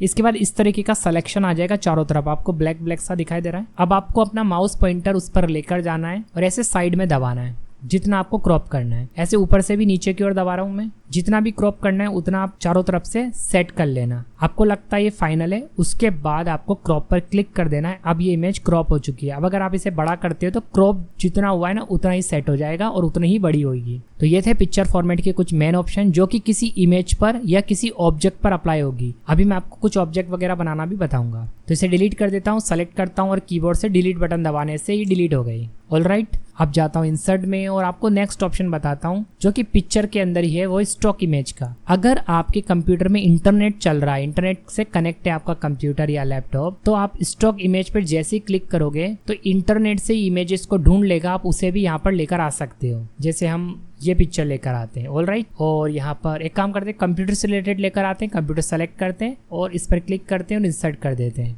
2 पिक्चर सेलेक्ट हो गई मेरे से, तो यहाँ पर दोनों पिक्चर आ गई। पहले ये सेलेक्ट करी थी, इसे डिलीट कर देता हूँ। तो इस तरीके से आप इंटरनेट का यूज करते हुए भी पिक्चर को इंसर्ट करवा सकते। इंटरनेट नहीं चल रहा तो कंप्यूटर में अगर आपने पिक्चर्स को या इमेजेस को स्टोर करके रखा हुआ है तो वहां से भी लेकर आ सकते। तो दोनों ऑप्शन है यहाँ पर हमारे पास। अब जो यहाँ पर अगला ऑप्शन है वो है शेप्स का। शेप्स के अंदर आपको काफी सारे शेप्स मिलेंगे। ये आप कब यूज करोगे, जब आप MS वर्ड डॉक्यूमेंट के अंदर कुछ डिजाइन तैयार कर रहे हैं, कोई ऐसी चीज बना रहे हैं जिसमें शेप की जरूरत पड़ती है, तब आप इसकी हेल्प ले सकते हैं। एग्जाम्पल के लिए मैं कोई सी भी शेप को लेता हूँ। फिलहाल मैं यहाँ से रेक्टेंगल लेता हूँ और लेने के बाद इसे यहाँ पर ड्रॉ करना पड़ता है। ड्रॉ कितना भी बड़ा आप कर सकते हैं। मैंने एक रेक्टेंगल ड्रॉ करा क्योंकि रेक्टेंगल लिया था। नाउ रेक्टेंगल ड्रॉ करते ही आपको शेप फॉर्मेट वाला टैब दिखाई देगा। जैसे पिक्चर फॉर्मेट दिखाई दिया था पिक्चर ड्रॉ करने के बाद, ऐसे शेप को फॉर्मेट करने का आपको टैब दिखाई देगा। तो इसके अंदर हम इसमें काफी सारा काम कर सकते हैं। जो भी आप शेप बनाओगे उसके ऊपर, फिलहाल हम जानते हैं कि अगर हमने कोई शेप बनाई है और उसकी अगर हमें साइज को छोटा करना है, बड़ा करना है, तो कैसे करेंगे। तो यहाँ पर आपको देखो चारों तरफ डॉट्स दिखाई दे रहे होंगे, सर्कल जैसे छोटे छोटे। आप अपना माउस का पॉइंटर इसके ऊपर लेकर जाओगे तो इसे डबल एरो बन जाएगा। जैसे देखो इस तरफ बन गया, यहाँ पर ऐसे यहाँ रख रहा हूँ तो यहाँ बन गया, यहाँ रख रहा हूँ तो यहाँ बन गया। बट जैसा कि मैंने आपको पिक्चर में बताया था कि आपको हमेशा कोने से खींचना है, बीच में से नहीं करना। तो कॉर्नर से करोगे तो परफेक्ट रिसाइज होगा। तो हम इस तरीके से किसी भी शेप की साइज को बढ़ा सकते हैं। और एक बेस्ट तरीका बताता हूँ, अगर आप कीबोर्ड से कंट्रोल और शिफ्ट दबाकर करोगे ना तो एकदम परफेक्ट शेप आएगी। मैंने कीबोर्ड से कंट्रोल और शिफ्ट दबा लिया। अब अगर मैं माउस का पॉइंटर यहाँ कोने पर रखकर छोटा करता हूँ तो देखो एक ही बार में चारों तरफ से छोटा होगा और चारों तरफ से बड़ा होगा। अगर बड़ा करता हूँ तो ये भी आप कर सकते हो। इसके लिए आपको पहले कीबोर्ड से कंट्रोल और शिफ्ट बटन दबाना है, फिर माउस से छोटा करना है। जैसा कि अब मैंने शेप बना लिया,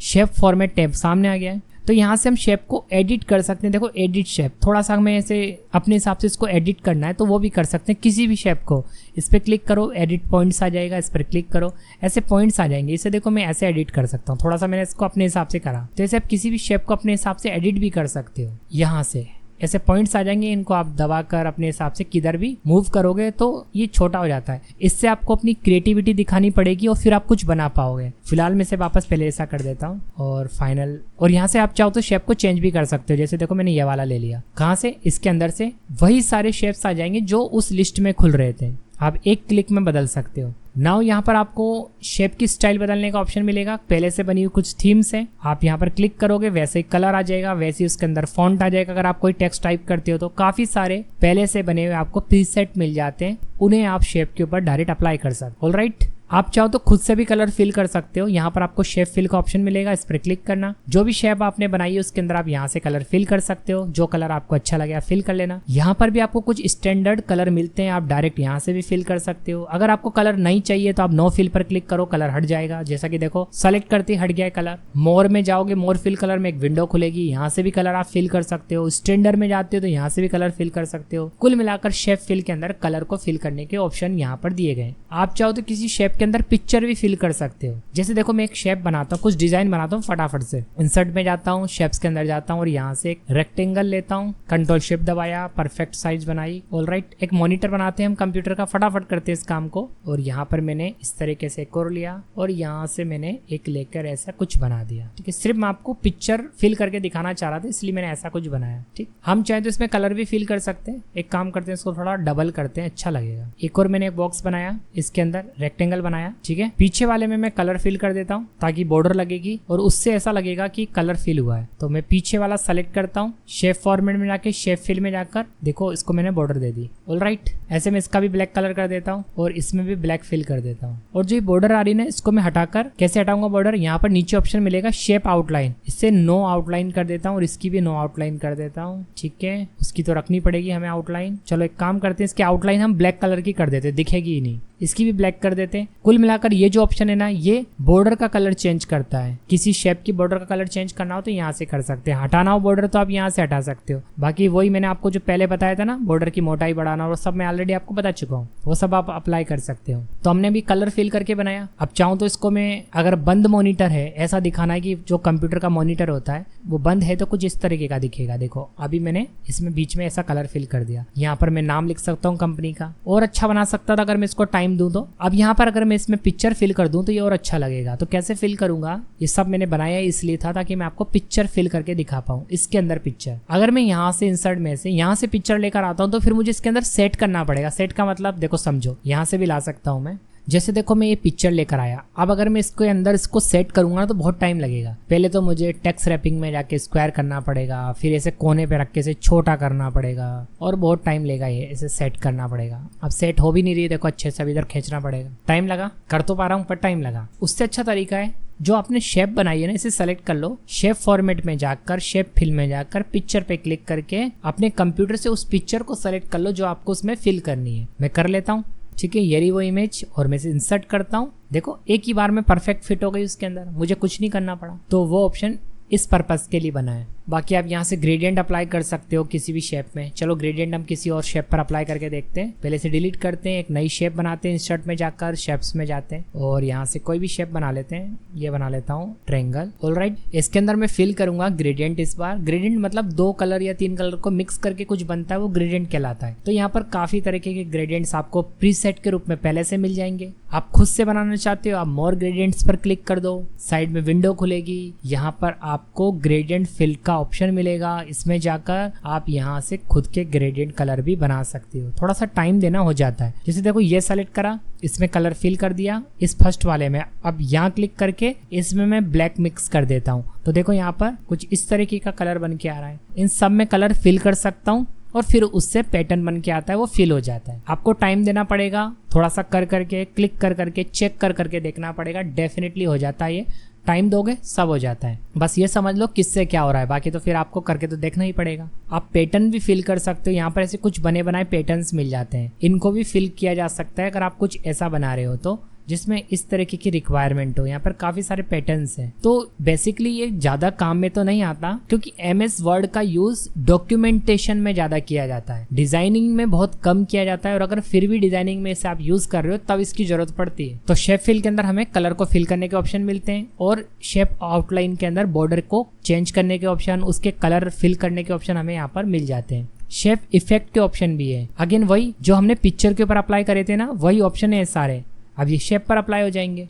ठीक है, जो जो काम हमने अभी पिक्चर पर सीखा है वही सभी काम शेप पर भी होता है। जैसे इसका आप पोजीशन चेंज कर सकते हो, इसको रैप कर सकते हो अगर मूव नहीं हो रहा है, या फिर आपको बिहाइंड द टेक्स्ट चाहिए, इन फ्रंट ऑफ टेक्स्ट चाहिए, उसको एडिट करना है, उसके पॉइंट्स चेंज करके अपने हिसाब से शेप को बनाना है। जैसे मैं इस पर क्लिक करता हूँ तो देखो पॉइंट आ गया, इसको मैंने इस तरीके से बना दिया। तो अपने हिसाब से कुछ भी करना हो तो आप यहाँ से कर सकते हैं। ये मैंने आपको बता दिया, bring forward, send backward, rotate करना मैंने आपको बताया इमेज को। आप हाइट एंड विड्थ भी यहाँ से कम ज़्यादा करके इमेज को छोटा कर सकते हो। वैसे आप यहाँ से करोगे ना तब भी हाइट और विड्थ चेंज होती है, आप यहाँ पर मैनुअली एंटर करके भी इसे कर सकते हो। तो ये हुआ हमारा शेप फॉर्मेट ऑप्शन कंप्लीट। और इंसर्ट के अंदर हमने सीखा है अभी शेप बनाना। देखिए मैंने आपके लिए ये वाला वीडियो बनाया है, इस वीडियो का लिंक मैंने आपको इसी वीडियो के डिस्क्रिप्शन बॉक्स में दे रखा है। और इस वीडियो में जो कि MS वर्ड का ही वीडियो है, ओनली मैंने आपको सिर्फ प्रैक्टिकल यूज केस बताया है। अभी मैं आपको ऑप्शन का यूज करना बता रहा हूँ इस वीडियो में, और जो आप ये स्क्रीन पर देख रहे हो इसका लिंक डिस्क्रिप्शन बॉक्स में। और इसमें मैंने आपको इन सभी का प्रैक्टिकल यूज करके दिखाया है, जैसे ID कार्ड कैसे बनता है, सर्टिफिकेट कैसे बनता है, पेपर कैसे बनते हैं MS वर्ड में। तो फिर आप इस वीडियो को जरूर देखना, पहले आप MS वर्ड सीखना फिर उस वीडियो को देखना, थोड़ा आपको सीखने में हेल्प जल्दी मिलेगी। क्योंकि अगर आपको ऑप्शन का यूज़ करना नहीं आता होगा तो मैं वहाँ पर डायरेक्ट बता रहा हूँ। इसके बाद यहाँ पर जो अगला ऑप्शन है वो है आइकॉन्स का, और ये आपको तभी मिलेगा जब आपके पास MS वर्ड यानी MS ऑफिस का लेटेस्ट वर्जन होगा। इस पर क्लिक करना, यहाँ पर आपको काफ़ी सारे आइकॉन्स मिलेंगे जिसे आप अपने डॉक्यूमेंट के अंदर या कुछ बनाते समय यूज़ कर सकते हैं। जैसे देखो मैं यहाँ पर इसे यूज़ कर लेता हूँ और इंसर्ट करके आपको दिखाता हूँ। तो इस तरीके से आइकॉन आ जाते हैं। ठीक है, 3D मॉडल्स के अंदर भी आपको काफ़ी सारे 3D मॉडल्स मिल जाएंगे, बट इंटरनेट कनेक्शन चाहिए और दूसरा लेटेस्ट MS ऑफिस चाहिए यहाँ पर। तो फिलहाल मेरे पास कोई 3D मॉडल नहीं है बने हुए, इसलिए मैं इसका यूज़ नहीं कर रहा। यहाँ पर ये जो ऑप्शन है स्मार्ट आर्ट और चार्ट, ये बहुत यूजफुल ऑप्शन है, हर स्टूडेंट को इसके बारे में पता होना चाहिए, काम में आते हैं। चलिए डिटेल में समझते हैं। पहला ऑप्शन है स्मार्ट आर्ट, इस पर क्लिक करते ही ये विंडो ओपन होगी। देखो बात को पहले ध्यान से समझना, यहाँ पर काफी सारे स्मार्ट आर्ट है, ऐसा नहीं है कि आप सारे यूज कर लोगे। इसके लिए डेटा चाहिए होता है हमें, अगर हमारे पास उससे रिलेटेड डेटा है उसी तरीके का हम यहाँ से स्मार्ट आर्ट चूज करते हैं। जैसे ऑल के अंदर तो सारे आ रहे हैं, लेकिन अगर मैं लिस्ट पर क्लिक करूं तो इसके अंदर आप जो भी चुनोगे उसको आप लिस्ट के रूप में दिखा पाओगे। अगर मैं यहाँ से प्रोसेस चुनूं तो आपके पास ऐसा डेटा होना चाहिए जो कि प्रोसेस दर्शाता हो। साइकिल चुनूं तो आपके पास ऐसा डेटा होना चाहिए जो कि साइकिल को दर्शाता हो। हायरार्की चुनूं तो यहाँ पर ऐसा डेटा होना चाहिए जो कि ट्री स्ट्रक्चर के रूप में आपको कुछ दिखाना हो। तो जैसा डेटा आपके पास होगा उसके हिसाब से आपको यहाँ पर चूज करना पड़ता है। मैं आपको कुछ एक दो बनाकर ही दिखा पाऊंगा, बाकी आप अपने हिसाब से जरूर बना पाओगे। बस आपको करना क्या होगा, आपके पास डेटा होना चाहिए वैसा। जैसे देखो एक एग्जांपल लेता हूँ, बहुत बेसिक सा एग्जांपल लेता हूँ। मुझे टी बनाने की प्रोसेस को डिस्प्ले करना है, तो उसके लिए इनमें से कौन सा बेस्ट रहेगा आप खुद बताओ। टी बनाने की प्रोसेस के लिए ऑब्वियसली प्रोसेस स्मार्ट आर्ट। देखिए जो मैं करके दिखाने वाला हूँ उसके काम में ही प्रोसेस छुपा हुआ है, तो यहाँ से हम प्रोसेस के लिए कोई भी सेलेक्ट कर सकते हैं, सब चलेंगे। मैं ये ले लेता हूँ और ओके कर देता हूँ। ठीक है, अब देखो सबसे पहले टी बनाने के लिए हमें क्या करना पड़ता है, पानी गर्म करना पड़ता है। तो इसमें हम लिख सकते हैं पानी गर्म करना। ठीक है, एक जस्ट एग्जाम्पल है ये, आप इसको ऐसे मत लेना कि मैं आपको क्या सिखा रहा हूँ, मैं आपको सिर्फ इसका यूज करना दिखा रहा हूँ। इसके बाद चाय पत्ती डालनी पड़ती है हमें, वैसे मुझे चाय बनानी आती नहीं है। ठीक है, और इसके बाद जो नेक्स्ट प्रोसेस होता है हमें मिल्क इसमें ऐड करना पड़ता है, मिल्क मिलाना ऐसे लिख देता हूं मैं। अब देखो यहाँ पर हमें आगे और भी प्रोसेस बढ़ानी है। इसके बाद नेक्स्ट क्या होगा, चीनी डालना, चाय छानना, सर्व करना। तो अब ये खत्म हो गया ना। ऐसे अगर हमें और चाहिए आगे प्रोसेस दिखानी है तो कहाँ से लाएंगे, इस पर क्लिक करते ही फॉर्मेट टैब आ जाएगा, इससे तो हम डिजाइन वगैरह कर सकते हैं। और स्मार्ट आर्ट डिजाइन में जाएंगे हम, ये तभी एक्टिव होगा जब आपने कोई डिजाइन बनाई होगी, स्मार्ट आर्ट बनाया होगा। और यहाँ पर मिलेगा आपको एड शेप, इसके कोने पर क्लिक करना। अब देखो इसके अंदर क्या बोल रहा है, एड शेप आफ्टर, बाद में चाहिए या पहले चाहिए। बाद में चाहिए मुझे, पहले चाहिए हो तो बिफोर पर क्लिक कर दो। एक और ले ली मैंने आफ्टर पर क्लिक करके। अब ऑब्वियसली मैं इसके अंदर क्या लिख दूंगा, चीनी डालना, फिर आगे एक और ले लूंगा उसमें मैं लिख दूंगा चाय छानना, और इसके आगे एक और ले लूंगा सर्व करना। तो इस तरीके से मैं एक प्रोसेस डिस्प्ले कर सकता हूँ। जैसे एक आपको सक्सेसफुल बिजनेस करना है तो आप उसकी पूरी प्रोसेस दिखा सकते हो कि आप किस तरीके से स्टार्ट करोगे, कहाँ कहाँ चैलेंजेस आएंगे, वो सब आप एक प्रोसेस से बना सकते हो। तो इस तरीके का स्मार्ट आर्ट आप वहाँ यूज करोगे जहाँ आपको कोई प्रोसेस दिखानी हो। बस मुझे आपको ये बताना था। तो यहाँ पर स्मार्ट आर्ट के अंदर प्रोसेस तो आपने सीख लिया। जैसे साइकिल है, यहाँ पर साइकिल के अंदर आप इस तरीके का डेटा डालोगे जो वापस रोटेट होता रहता हो। ठीक है, अगर आपको कुछ ऐसा दिखाना है तो आप इस तरीके का यूज कर सकते हो। इंसर्ट में अगर हम जाते हैं, यहाँ पर स्मार्ट आर्ट पर क्लिक करते हैं, बहुत सारे यहाँ पर जैसे पिरामिड है, यहाँ पर मैट्रिक्स है, बहुत कुछ है, रिलेशनशिप है, अलग अलग तरीके के डायग्राम है। जैसे अगर मैं हायरार्की लूँ यहाँ पे तो इसको भी यूज कर सकते हैं हम। देखो काफी सारी स्टाइल है, कहाँ यूज कर सकते हैं इसको हम, जैसे स्कूल मैनेजमेंट के अंदर कर सकते हैं। प्रिंसिपल सबसे टॉप पर आ गया, फिर वॉइस प्रिंसिपल हो गया, फिर टीचर्स हो सकते हैं, स्टूडेंट्स हो सकते हैं, टीचर के अंडर वाले स्टूडेंट्स के नाम हो सकते हैं, वहाँ डिस्प्ले कर सकते हैं। कुल मिलाकर कहीं भी आपको ट्री स्ट्रक्चर के रूप में डेटा देना हो, दिखाना हो, वहां पर आप इसका यूज कर सकते हैं। तो बहुत सारे हैं इसके अंदर, आप जरूर ट्राई करके देखना, आपसे हो जाएगा। अगर आप इसको और अच्छे से यूज करना चाहते हो तो मैं आपको एक आइडिया देता हूँ।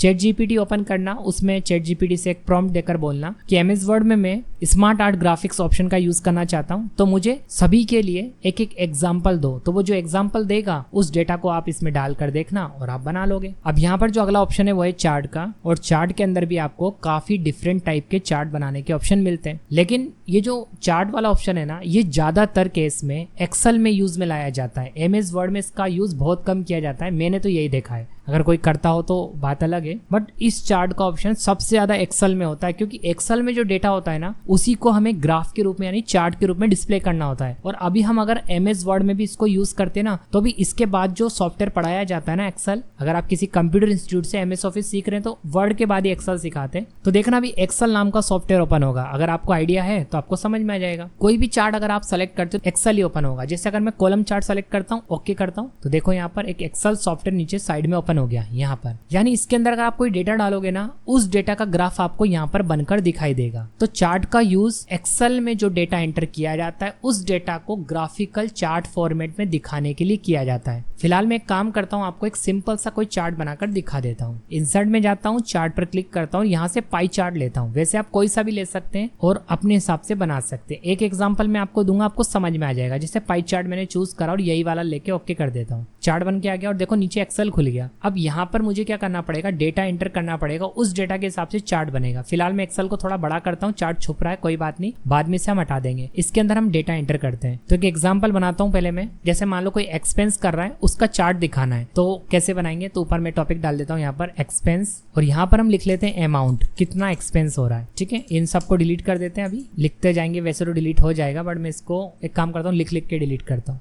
यहाँ पर मैंने फूड में एक्सपेंस किया, और यहाँ पर अमाउंट जैसे 4000 रुपये का किया, और इसके बाद नेक्स्ट है ट्रेवल। ट्रेवल में एक्सपेंस हुआ 2000 रुपये का, और शॉपिंग 3000 रुपये की, और इसके बाद एक और ले लेते हैं मोबाइल रिचार्ज, शॉर्ट में लिख देता हूँ REC, और यहाँ पर 1000 रुपये का किया, और इसके आगे और ले लेते हैं सेविंग करी हमने 5000 रुपये। ठीक है, ये डेटा हमने एंटर करा। तो जो यहाँ डेटा एंटर करा ना, उसके हिसाब से देखो चार्ट बन गया है। ट्रेवल का कलर ये है, शॉपिंग का ये है, और मोबाइल रिचार्ज का ये कलर है, और सेविंग का सबसे ज्यादा है। तो यहाँ पर आप ध्यान से देखना, मैं थोड़ा साइड में रख रहा हूँ। जो हमने सेविंग करी है ना, उसमें अमाउंट ज्यादा डाला हुआ है, उसके हिसाब से देखो यहाँ पर एरिया ज्यादा कवर किया हुआ है। अब मैं अगर यहाँ पर सेविंग 1000 रुपये कर दूं, देखना छोटा हो जाएगा, देखो छोटा हो गया। तो इस तरीके से आप यहाँ पर चार्ट बना सकते हो। जो डेटा आप यहाँ पर डालोगे, उस डेटा के हिसाब से आपका चार्ट डिस्प्ले होगा। तो इसका यूज यही है कि एक्सेल में जो डेटा होता है उसको आप चार्ट के रूप में डिस्प्ले कर पाते हो। तो जिस तरीके का काम है ना, वो कंपनी वगैरह में भी काफी होता है। जैसे सेल रिपोर्ट वगैरह बनती है, उसे चार्ट के रूप में दिखाना होता है।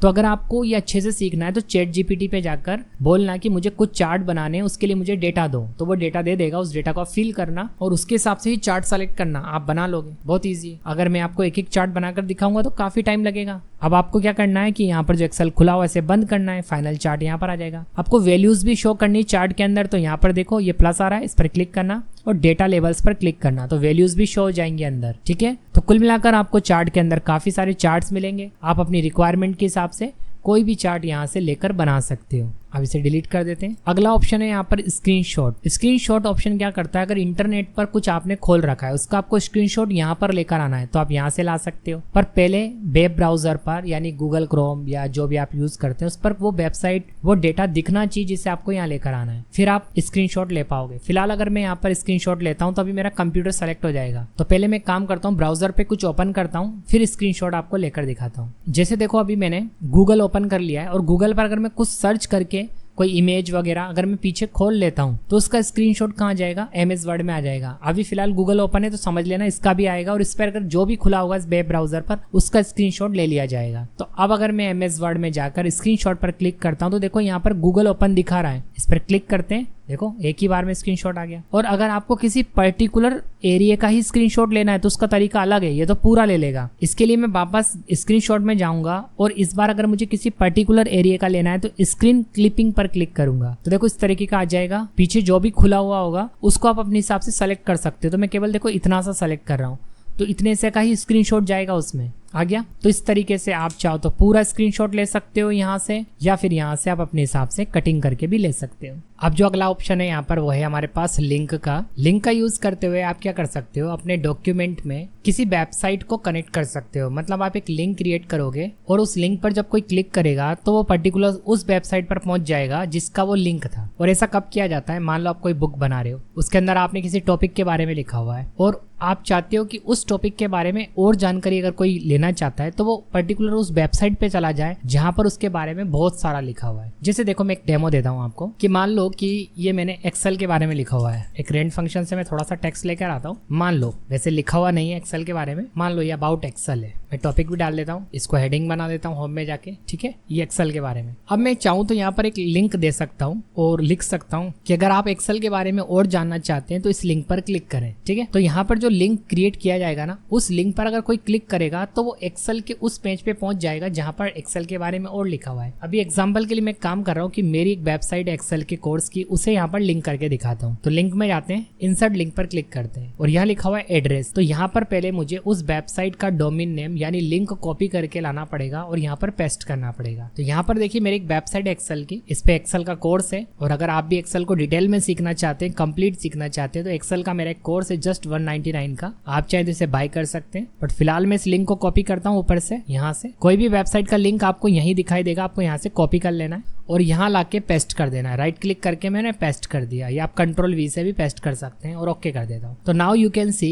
कि यहाँ पर एक लिंक क्रिएट हो गया है। आप एक लाइन लिख सकते हैं इसके नीचे, फिलहाल मैं नहीं लिख रहा, कि अगर आप एक्सेल के बारे में और जानना चाहते हैं तो आप इस लिंक पर क्लिक करिए। लिंक पर क्लिक करने के लिए कंट्रोल के साथ जैसे ही क्लिक करा जाएगा तो ऑटोमेटिक वो वेबसाइट खुल जाएगी जिसका लिंक था। देखो ये वेबसाइट खुल गई यहाँ पर, ठीक। तो इस तरीके से आप अपने डॉक्यूमेंट के अंदर अलग अलग वेबसाइट का लिंक दे सकते हो। अब आप चाहो तो अपने ही डॉक्यूमेंट को भी कनेक्ट कर सकते हो। जैसे मान लो आपके पास कोई दूसरा डॉक्यूमेंट है और उसको आपको इसके साथ लिंक करना है, यानी इस लिंक पर क्लिक करें तो वो दूसरा डॉक्यूमेंट खुल जाए। दो अलग अलग डॉक्यूमेंट्स को भी आप लिंक कर सकते हो। तो जैसे मैं एक दूसरे पेज को इसके साथ लिंक करके दिखाता हूँ आपको। यहाँ क्लिक करता हूँ, यहाँ से कोई दूसरा पेज ओपन कर लेता हूँ। तो मुझे पहले ढूंढना पड़ेगा कोई पेज। जैसे देखो एप्लीकेशन मैंने बनाई थी, इसे मैं लिंक कर देता हूँ इसके साथ, ठीक है। अब अगर कोई इस लिंक पर कंट्रोल के साथ क्लिक करता है और यस कर देता है तो वो डॉक्यूमेंट खुल जाएगा जो आपने लिंक करा था उसके साथ। तो इस तरीके से आप केवल वेबसाइट ही नहीं, अपने ही डॉक्यूमेंट को अपने कंप्यूटर में लिंक कर सकते हो। तो कंट्रोल के साथ क्लिक करना पड़ता है इसमें। इसके बाद अगला ऑप्शन है बुकमार्क का। तो इसके लिए मुझे कुछ टेक्स्ट लेकर आना पड़ेगा। तो सबसे पहले मैं इक्वल लगाता हूँ, टाइप करता हूँ रेंड और ब्रैकेट में मैं पैराग्राफ एंटर कर देता हूँ जितने मुझे चाहिए। 30 मैंने एंटर कर दिया, 30 पैराग्राफ मेरे पास आ चुके हैं। चलिए अब सीखते हैं बुकमार्क ऑप्शन को यूज करना। देखिए बुकमार्क भी कुछ उसी तरीके से काम करता है अपने कंप्यूटर में। जैसा हम अगर कोई ग्रंथ वगैरह पढ़ते हैं, आपने देखा होगा हर धर्म का एक ग्रंथ होता है, उसमें अगर कोई रेगुलर नहीं पढ़ पा रहा है तो वो जितना पढ़ता है वहां पर वो एक ऐसा धागा जैसा होता है या कुछ होता है जिसे वो निशानी के रूप में लगाकर रख देता है कि इसके बाद नेक्स्ट डे मुझे यहाँ से पढ़ना स्टार्ट करना है। बुक में भी होता है एक ऐसा, तो उससे पता लगता है कि इसके आगे से स्टार्ट करना है। ठीक उसी प्रकार हम अपने MS वर्ड डॉक्यूमेंट के अंदर भी बुकमार्क क्रिएट कर सकते हैं। मान लो मैं एक एग्जाम्पल दे रहा हूँ आपको। जैसे मैं किसी कंपनी में काम कर रहा हूँ या मैं कहीं भी कुछ ऐसा लिख रहा हूँ कि मेरा टाइम खत्म हो चुका है या मुझे यहाँ से अगले दिन आकर काम स्टार्ट करना है, मुझे ऐसे स्क्रॉल करके नीचे नहीं आना, तो मैं यहाँ पर एक बुकमार्क बना सकता हूँ। एक क्लिक करूंगा सीधे मैं यहाँ पर आ जाऊंगा। या फिर मुझे बीच में कहीं डॉक्यूमेंट में कुछ चेंजेस करना था, जैसे यहाँ करना था, अब मैं नेक्स्ट डे आके इस पर काम करना चाहता हूँ, अभी मेरा टाइम खत्म हो गया, तो यहाँ पर मैं निशानी के रूप में एक याददाश्त लगाकर जा सकता हूँ। जैसे मैं क्लिक करूंगा नेक्स्ट डे आके बुकमार्क ऑप्शन पे, तो मैं अपने आप यहाँ पर पहुंच जाऊंगा, मुझे ढूंढना नहीं पड़ेगा कि मुझे कहाँ पर चेंजेस करने थे। तो फिलहाल मैं एक काम करता हूँ, यहाँ पर मैं एक टेक्स्ट डाल देता हूँ, कुछ भी, जैसे मैं सिंपल लिख देता हूँ, मुझे यहाँ से स्टार्ट करना है। ठीक है, अब क्या करते हैं, यहाँ पर कर्सर रखेंगे। देखो नेक्स्ट डे आऊंगा, मैं कहाँ पर आऊंगा, फर्स्ट पेज पर। मुझे नहीं मालूम कि मैंने कहाँ लिखा था, तो मैं एक बुकमार्क लगाकर जा रहा हूँ। अभी मेरा टाइम पूरा हो रहा है मान के चलो, तो मैंने यहाँ रखा, मुझे यहाँ नेक्स्ट डे आके यहाँ से काम स्टार्ट करना है। यहाँ रखा, बुकमार्क पर क्लिक करा और कोई भी एक वर्ड यहाँ पर टाइप कर दूंगा जिसके नाम से मैं बुकमार्क बनाऊंगा। तो मैं यहाँ पर लिख देता हूँ फिलहाल स्टार्ट। ठीक है, और ऐड कर देता हूँ, वो यहाँ नहीं दिखेगा, वो ऐड हो चुका है। अब मैं नेक्स्ट डे अपने ऑफिस में आया, मुझे पता था कि मैंने बुकमार्क लगा रखा है, तो मैं सीधे बुकमार्क में जाऊंगा और यहाँ से गो टू पर क्लिक करूंगा। ये सीधे मुझे वहीं पहुंचा देगा जहाँ से मुझे काम स्टार्ट करना था। अब ये तो थोड़े से पैराग्राफ थे, मान लो मैं 500 नंबर के पेज पे था, 1000 नंबर के पेज पे हूँ, मुझे डायरेक्ट वहीं पहुंचना है, तो मुझे स्क्रॉल करते करते जाने में बहुत टाइम लगेगा, या तो फिर मुझे गो टू में जाकर पेज नंबर सेलेक्ट करना पड़ेगा। बट मुझे बीच में कहीं पर चेंजेस करना था, तो मैं बुकमार्क लगाकर जा सकता हूँ। बुकमार्क लाइक वो निशानी होती है जिससे मुझे पता लग जाए कि मुझे यहाँ से काम स्टार्ट करना है, बस आप ऐसा समझ सकते हो। कोई इसका मैं ऐसा प्रैक्टिकल बनाकर आपको दिखा नहीं सकता, ये तो जब कोई यूज करता है तो अपने अपने हिसाब से यूज करता है, जो भी इसका यूज केस बनाता है। फिलहाल मैंने आपको एक एग्जांपल दिया, जैसे मैं एक बार और बनाकर दिखाता हूँ, मुझे डायरेक्ट लास्ट में पहुंचना है, जब भी नेक्स्ट डे आऊँ लास्ट में पहुंच जाऊँ, तो मैं एक बुकमार्क लगा के जाता हूँ यहाँ पर। अब इस बार मैं दूसरा नाम रखता हूँ, एक तो ये बना ही रखा है, वहां पर जाने के लिए बीच में लास्ट नाम रखता हूँ। ठीक है, और ऐड कर देता हूँ। अब मैं नेक्स्ट डे आया और मैंने अपना ये डॉक्यूमेंट ओपन करा, तो मैं कहाँ होऊंगा, फर्स्ट पेज पर होऊंगा। मुझे पता है मैंने बुकमार्क लगा रखा है। नाउ मैं जाऊंगा बुकमार्क के अंदर और यहाँ पर लास्ट पर क्लिक करके गो टू कर दूंगा, डायरेक्ट मैं वहीं पहुंच जाऊंगा। देखो लास्ट में आ गया। तो इस तरीके से बुकमार्क काम करता है। ऑलराइट, इसके बाद जो अगला ऑप्शन है वो है क्रॉस रेफरेंस। देखो इसका यूज केस मैं आपको बनाकर दिखाऊंगा जब भी आपको समझ में आएगा। तो सबसे पहले मैं इक्वल लगाता हूँ और यहाँ पर टाइप करता हूँ रेंड और कुछ पैराग्राफ इसमें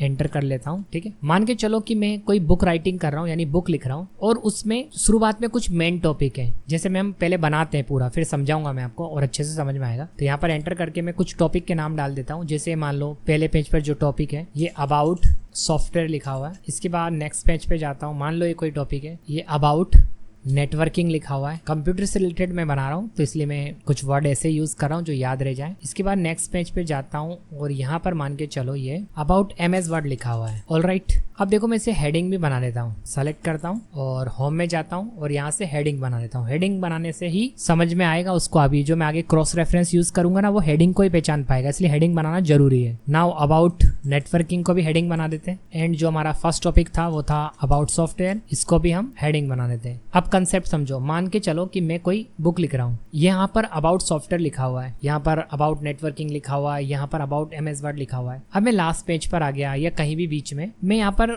सॉफ्टवेयर के बारे में लिखता हूँ, SOFTWRE सॉफ्टवेयर लिखा, और मैं यहाँ पर चाहता हूँ कि जो यूजर सॉफ्टवेयर के बारे में पढ़ रहा है उसको इसके बारे में और डिटेल जानकारी चाहिए, तो मैं यहाँ पर क्रॉस रेफरेंस बना सकता हूँ, लिंक बना सकता हूँ कि जैसे सॉफ्टवेयर के बारे में जानना है उसको, तो यहाँ पर क्लिक करेगा और वो सीधे सॉफ्टवेयर पे पहुंच जाएगा। या तो देखो ऐसे समझ लो, या एक तरीका और बताता हूँ और अच्छे से समझ में आएगा आपको। ये हमारा पहला पेज था जिसपे अबाउट सॉफ्टवेयर लिखा हुआ है। मैं एक नया पेज इंसर्ट करता हूँ, इसमें इंसर्ट में जाकर ब्लैंक पेज। अब यहाँ पर मान लो सॉफ्टवेयर के बारे में शॉर्ट में लिखा हुआ है, डिटेल में नहीं लिखा हुआ है, नॉर्मली लिखा हुआ है, जैसे अबाउट सॉफ्टवेयर, या टॉपिक डालते हैं ओनली सॉफ्टवेयर, ऐसे नेटवर्किंग, और एक और हमने लिया था MS वर्ड। ठीक है, थोड़ा थोड़ा सा लिखा हुआ है इनके बारे में, लिख देते हैं हम रेंड फंक्शन से। शुरुआत के पेज में ओनली रेफरेंस दिया हुआ है, हम कोई बुक बना रहे हैं। अभी मैं इसको और अच्छा कर दूंगा, आपको अच्छे से समझ में आएगा मैं क्या बता रहा हूँ, बस थोड़ा सा मुझे बनाने दो। ये नेटवर्किंग के बारे में लिखा हुआ है और यहाँ पर मैं MS वर्ड के बारे में लिख देता हूँ। टाइम के अभाव में मैं यहाँ पर रेंड फंक्शन से टेक्स्ट लेकर आ रहा हूँ। ठीक है, थोड़ा थोड़ा सा लिखा हुआ है, इनको भी मैं थोड़ा हाईलाइट कर देता हूँ ताकि अलग दिखे। सेलेक्ट करके यहाँ पर क्लिक करने से टॉपिक बन गए। अब देखो काम को समझो, बुक लिखते वक्त शुरुआत के पेजेस में शॉर्ट में लिखा हुआ है। अब अगर कोई हमारी बुक को पढ़ रहा है तो हम यहाँ पर एक लिंक क्रिएट कर सकते हैं जो कि क्रॉस रेफरेंस के रूप में होगा। जैसे देखिए हमारी बुक जो पढ़ रहा है, अगर वो सॉफ्टवेयर के बारे में पढ़ते पढ़ते इसकी और डिटेल पहले ही लेना चाहता है, जो कि हमारे आगे वाले पेज पर पूरा डिटेल में लिखा हुआ है, तो उसे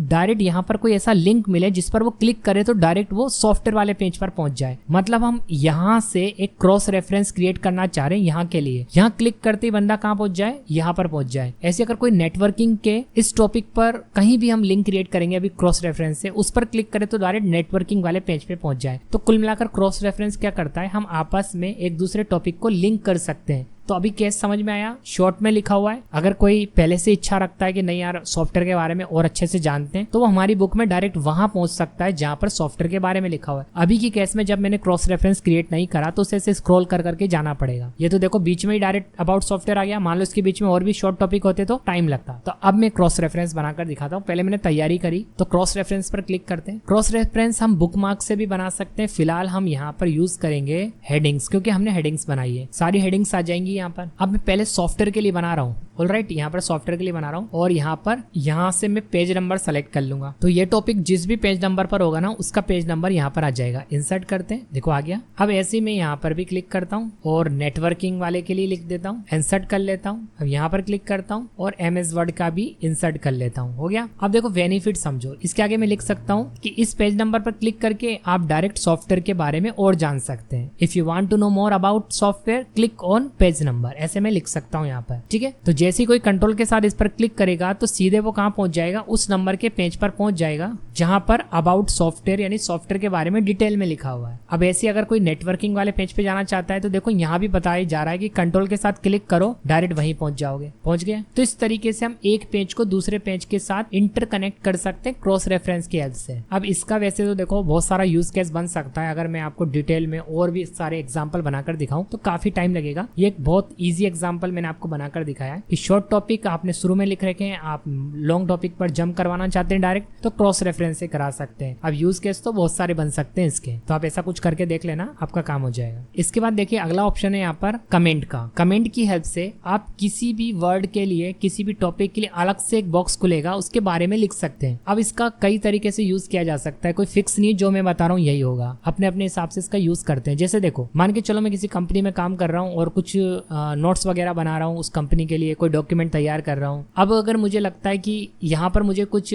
स्पेशल रिमार्क लगाकर रखना है तो कमेंट के रूप में मैं लगाकर रख सकता हूँ। जैसे मैंने यहाँ पर डॉक्यूमेंट को सेलेक्ट करके क्लिक करा था तो एक विंडो खुली है, इसमें मैं जो भी लिखूंगा वो मुझे यहाँ पर दिखाई देगा बाद में। कब, अभी दिखाता हूँ। यहाँ लिख देता हूँ मैं डेमो कमेंट, सिर्फ दिखाने के लिए है इसलिए डेमो लिख दिया। ठीक है, और भी जगह लगा सकते हैं, जैसे मैं दूसरे पेज पे भी लगा सकता हूँ, कहीं भी लगा सकता हूँ कमेंट, इसे यहाँ भी लगा सकता हूँ कमेंट। एक और बॉक्स खुल गया। ठीक, अब देखो इससे बेनिफिट क्या होता है, मुझे देखना है कि यार मैं कुछ कमेंट लगा के गया था या कुछ करना था, उस पैराग्राफ में चेंजेस करना था, कोई भी ऐसी चीज जो मुझे याद रखनी थी कमेंट के रूप में। तो अगर मुझे कमेंट शो करना है तो मैं कमेंट पर क्लिक करूंगा तो वो कमेंट शो हो जाएगा। तो देखिए कमेंट मैंने यहाँ पर लगा रखा था, देखो शो हो रहा है। तो डॉक्यूमेंट में अलग से हम कोई मैसेज लगा सकते हैं कमेंट की हेल्प से। इसे बंद करना है तो हमें रिव्यू टैब में जाना पड़ेगा और यहाँ पर शो कमेंट पर क्लिक करके इसे बंद करना पड़ेगा। अब देखिए बेनिफिट समझिए, जब भी कोई इस डॉक्यूमेंट को ओपन करेगा तो उसको यहाँ पर ऐसा कमेंट जैसा कुछ मिलेगा। अगर उसे पढ़ना है कि इस पे क्या लिखा हुआ है एक्स्ट्रा, तो जैसे इस पे क्लिक करेगा तो शो हो जाएगा। इसमें लिखा था डेमो कमेंट और कुछ लिखा होता तो वो शो हो जाता। ठीक है, बंद करने के लिए रिव्यू में जाकर इस पे क्लिक करते हैं। कुल मिलाकर हम कुछ भी याद रखने के लिए एक्स्ट्रा लिख कर रख सकते हैं कि इसमें ये चेंजेस करना है या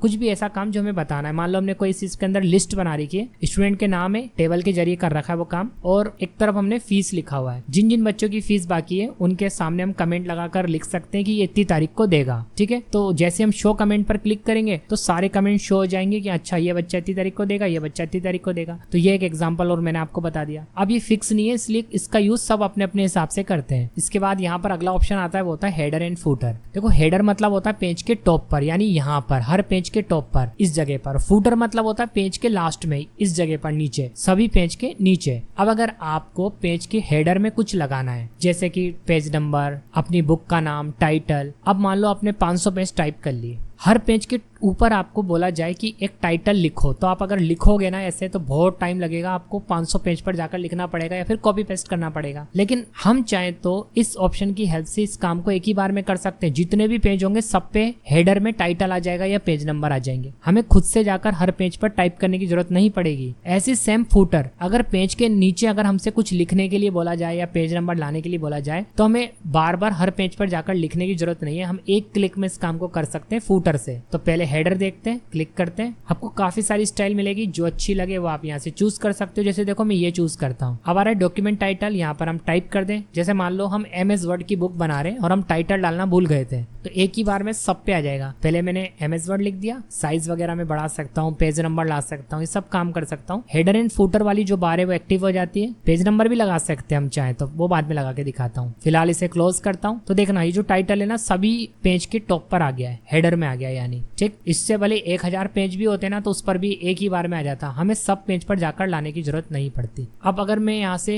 चेंज करके देखो पेज नंबर सेलेक्ट करता हूँ तो देखो पेज नंबर आ गया। हर पेज के टॉप पर मैं पेज नंबर ला सकता हूँ, बट एक सेटिंग मुझे चेंज करनी पड़ेगी इसके लिए, पेज नंबर वाली अभी आगे बताता हूँ मैं आपको। इंसर्ट में जाता हूँ और हेडर में जाके इस पे क्लिक करता हूँ और यहाँ पर जाके पेज नंबर मिलेगा मुझे हेडर एंड फुटर के अंदर। अब मैं यहाँ से पेज नंबर चूज कर सकता हूँ। स्टाइल से इसकी भी काफी, किस आपको राइट में चाहिए, लेफ्ट में चाहिए, सेंटर में चाहिए, ये आप चूज कर सकते हो। सेंटर कर लेते हैं और क्लोज कर देते हैं। देखो यहाँ पर आप पेज नंबर आ चुका है। तो ये आपकी चॉइस है कि आप पेज नंबर शो कराना चाहते हो, टाइटल शो कराना चाहते हो। अब फुटर की बात करूं तो पेज के नीचे ये वाला ऑप्शन, पेज के नीचे अगेन वही स्टाइल है हमारे पास। इस बार हम पेज नंबर ले लेते हैं, पेज के नीचे पेज नंबर अच्छा लगता है। साइज बढ़ा सकते हो, डेट एंड टाइम भी ला सकते हो यहाँ पर आप यहाँ से। ठीक है, जब आपको लगे कि सब ठीक है उसके बाद क्लोज कर दो। हर पेज के नीचे देखो आप पेज नंबर आ चुका है। मान लो आप पेज नंबर लगाना भूल गए और आपने 1000 पेज टाइप कर लिए, तो क्या आप सबके नीचे जाकर पेज नंबर टाइप करोगे? नहीं, आप फुटर की हेल्प लोगे। इस काम को एक ही बार में कर दिया जाएगा। अब जो ये पेज नंबर आप देख रहे हो इसकी भी स्टाइल आप चेंज कर सकते हो पेज नंबर से। अब आप चाहो तो पेज नंबर बॉटम में, सेंटर में ले सकते हो, राइट में ले सकते हो। देखो राइट में हो गया ये। ठीक है, तो पेज नंबर की स्टाइल को चेंज करने का ऑप्शन कौन सा है हमारा? पेज नंबर में। आप बॉटम में स्टाइल चूज कर सकते हो, ऐसे टॉप के लिए भी आप स्टाइल चूज कर सकते हो।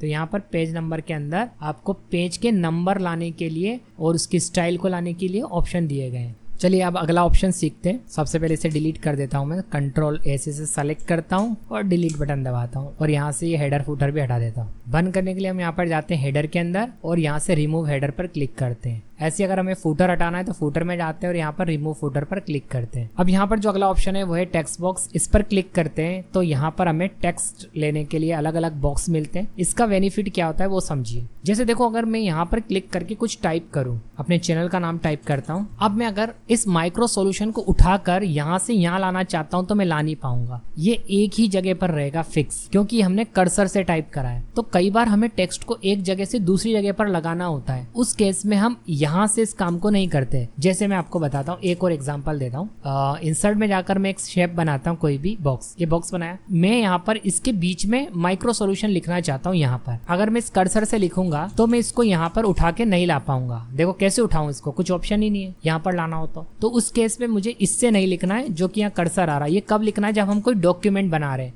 अगर कहीं हमें टेक्स्ट को लगाना है एक जगह से दूसरी जगह पर ले जाकर, तो इंसर्ट में जाकर हम टेक्स्ट बॉक्स की हेल्प लेंगे और कोई सी भी स्टाइल चूज कर सकते हैं। फिलहाल मैं ये ले रहा हूँ, एक बॉक्स आएगा। अब इस बॉक्स में मैं जो भी टाइप करूंगा उससे मैं मूव कर सकता हूँ। तो पहले जो लिखा हुआ है इसे डिलीट कर देते हैं, अब यहाँ पर टाइप कर देते हैं। ओके, अब मैं इसकी साइज वगैरह बढ़ा सकता हूँ। वो सब काम तो आपने ऑलरेडी सीख ही लिया था होम मेन्यू के अंदर, साइज वगैरह बढ़ाना। और अब मैं इसे कहीं भी मूव कर सकता हूँ। देखो मेन तो है इसे मूव करना, कलर चेंज करना, फॉन्ट की स्टाइल चेंज करना, ये सब आप सीख चुके हो। तो समझ में आया, टेक्स्ट बॉक्स से हम टेक्स्ट बॉक्स बना सकते हैं और उसको हम कहीं भी मूव करके ले जा सकते हैं। अलग अलग स्टाइल है, आप अपने हिसाब से चूज कर सकते हो। इसके बाद जो अगला ऑप्शन है वो है क्विक पार्ट्स। इसके अंदर कुछ ऐसे वर्ड्स होते हैं जिनका यूज आप अपने MS वर्ड डॉक्यूमेंट बनाते समय कर सकते हो। तो यहाँ पर आपको पहले से बने हुए कुछ वर्ड्स मिल जाएंगे जिन पर क्लिक करके आप डायरेक्ट अपने डॉक्यूमेंट में ला सकते हो। जैसे यहाँ लिखा हुआ कंपनी ईमेल, क्लिक करो अपने आप कंपनी ईमेल आ जाएगा। इसके बाद आप ईमेल टाइप कर सकते हो। इसके बाद अगला ऑप्शन है यहाँ पर वर्ड आर्ट का। वर्ड आर्ट पर क्लिक करेंगे तो आपको काफी सारी टेक्स्ट को लिखने की स्टाइल मिलेंगी। आपको जो अच्छी लग रही हो वो आप यहाँ से ले सकते हैं और उसके बाद आप अपना टेक्स्ट यहाँ पर टाइप कर सकते हैं। जो भी लिखोगे आप उसी स्टाइल में टाइप होगा जो आपने सेलेक्ट करी है। ठीक है, तो जब कोई आप ऐसी डिजाइनिंग बना रहे हो जिसमें आपको कलरफुल टेक्स्ट की जरूरत पड़े तो आप वर्ड आर्ट की हेल्प से लिख लेना। इसके बाद यहाँ पर अगला ऑप्शन है वो है ड्रॉप कैप का। इसे एक्टिवेट करने के लिए कुछ टेक्स्ट लेकर आते हैं और यहाँ पर हम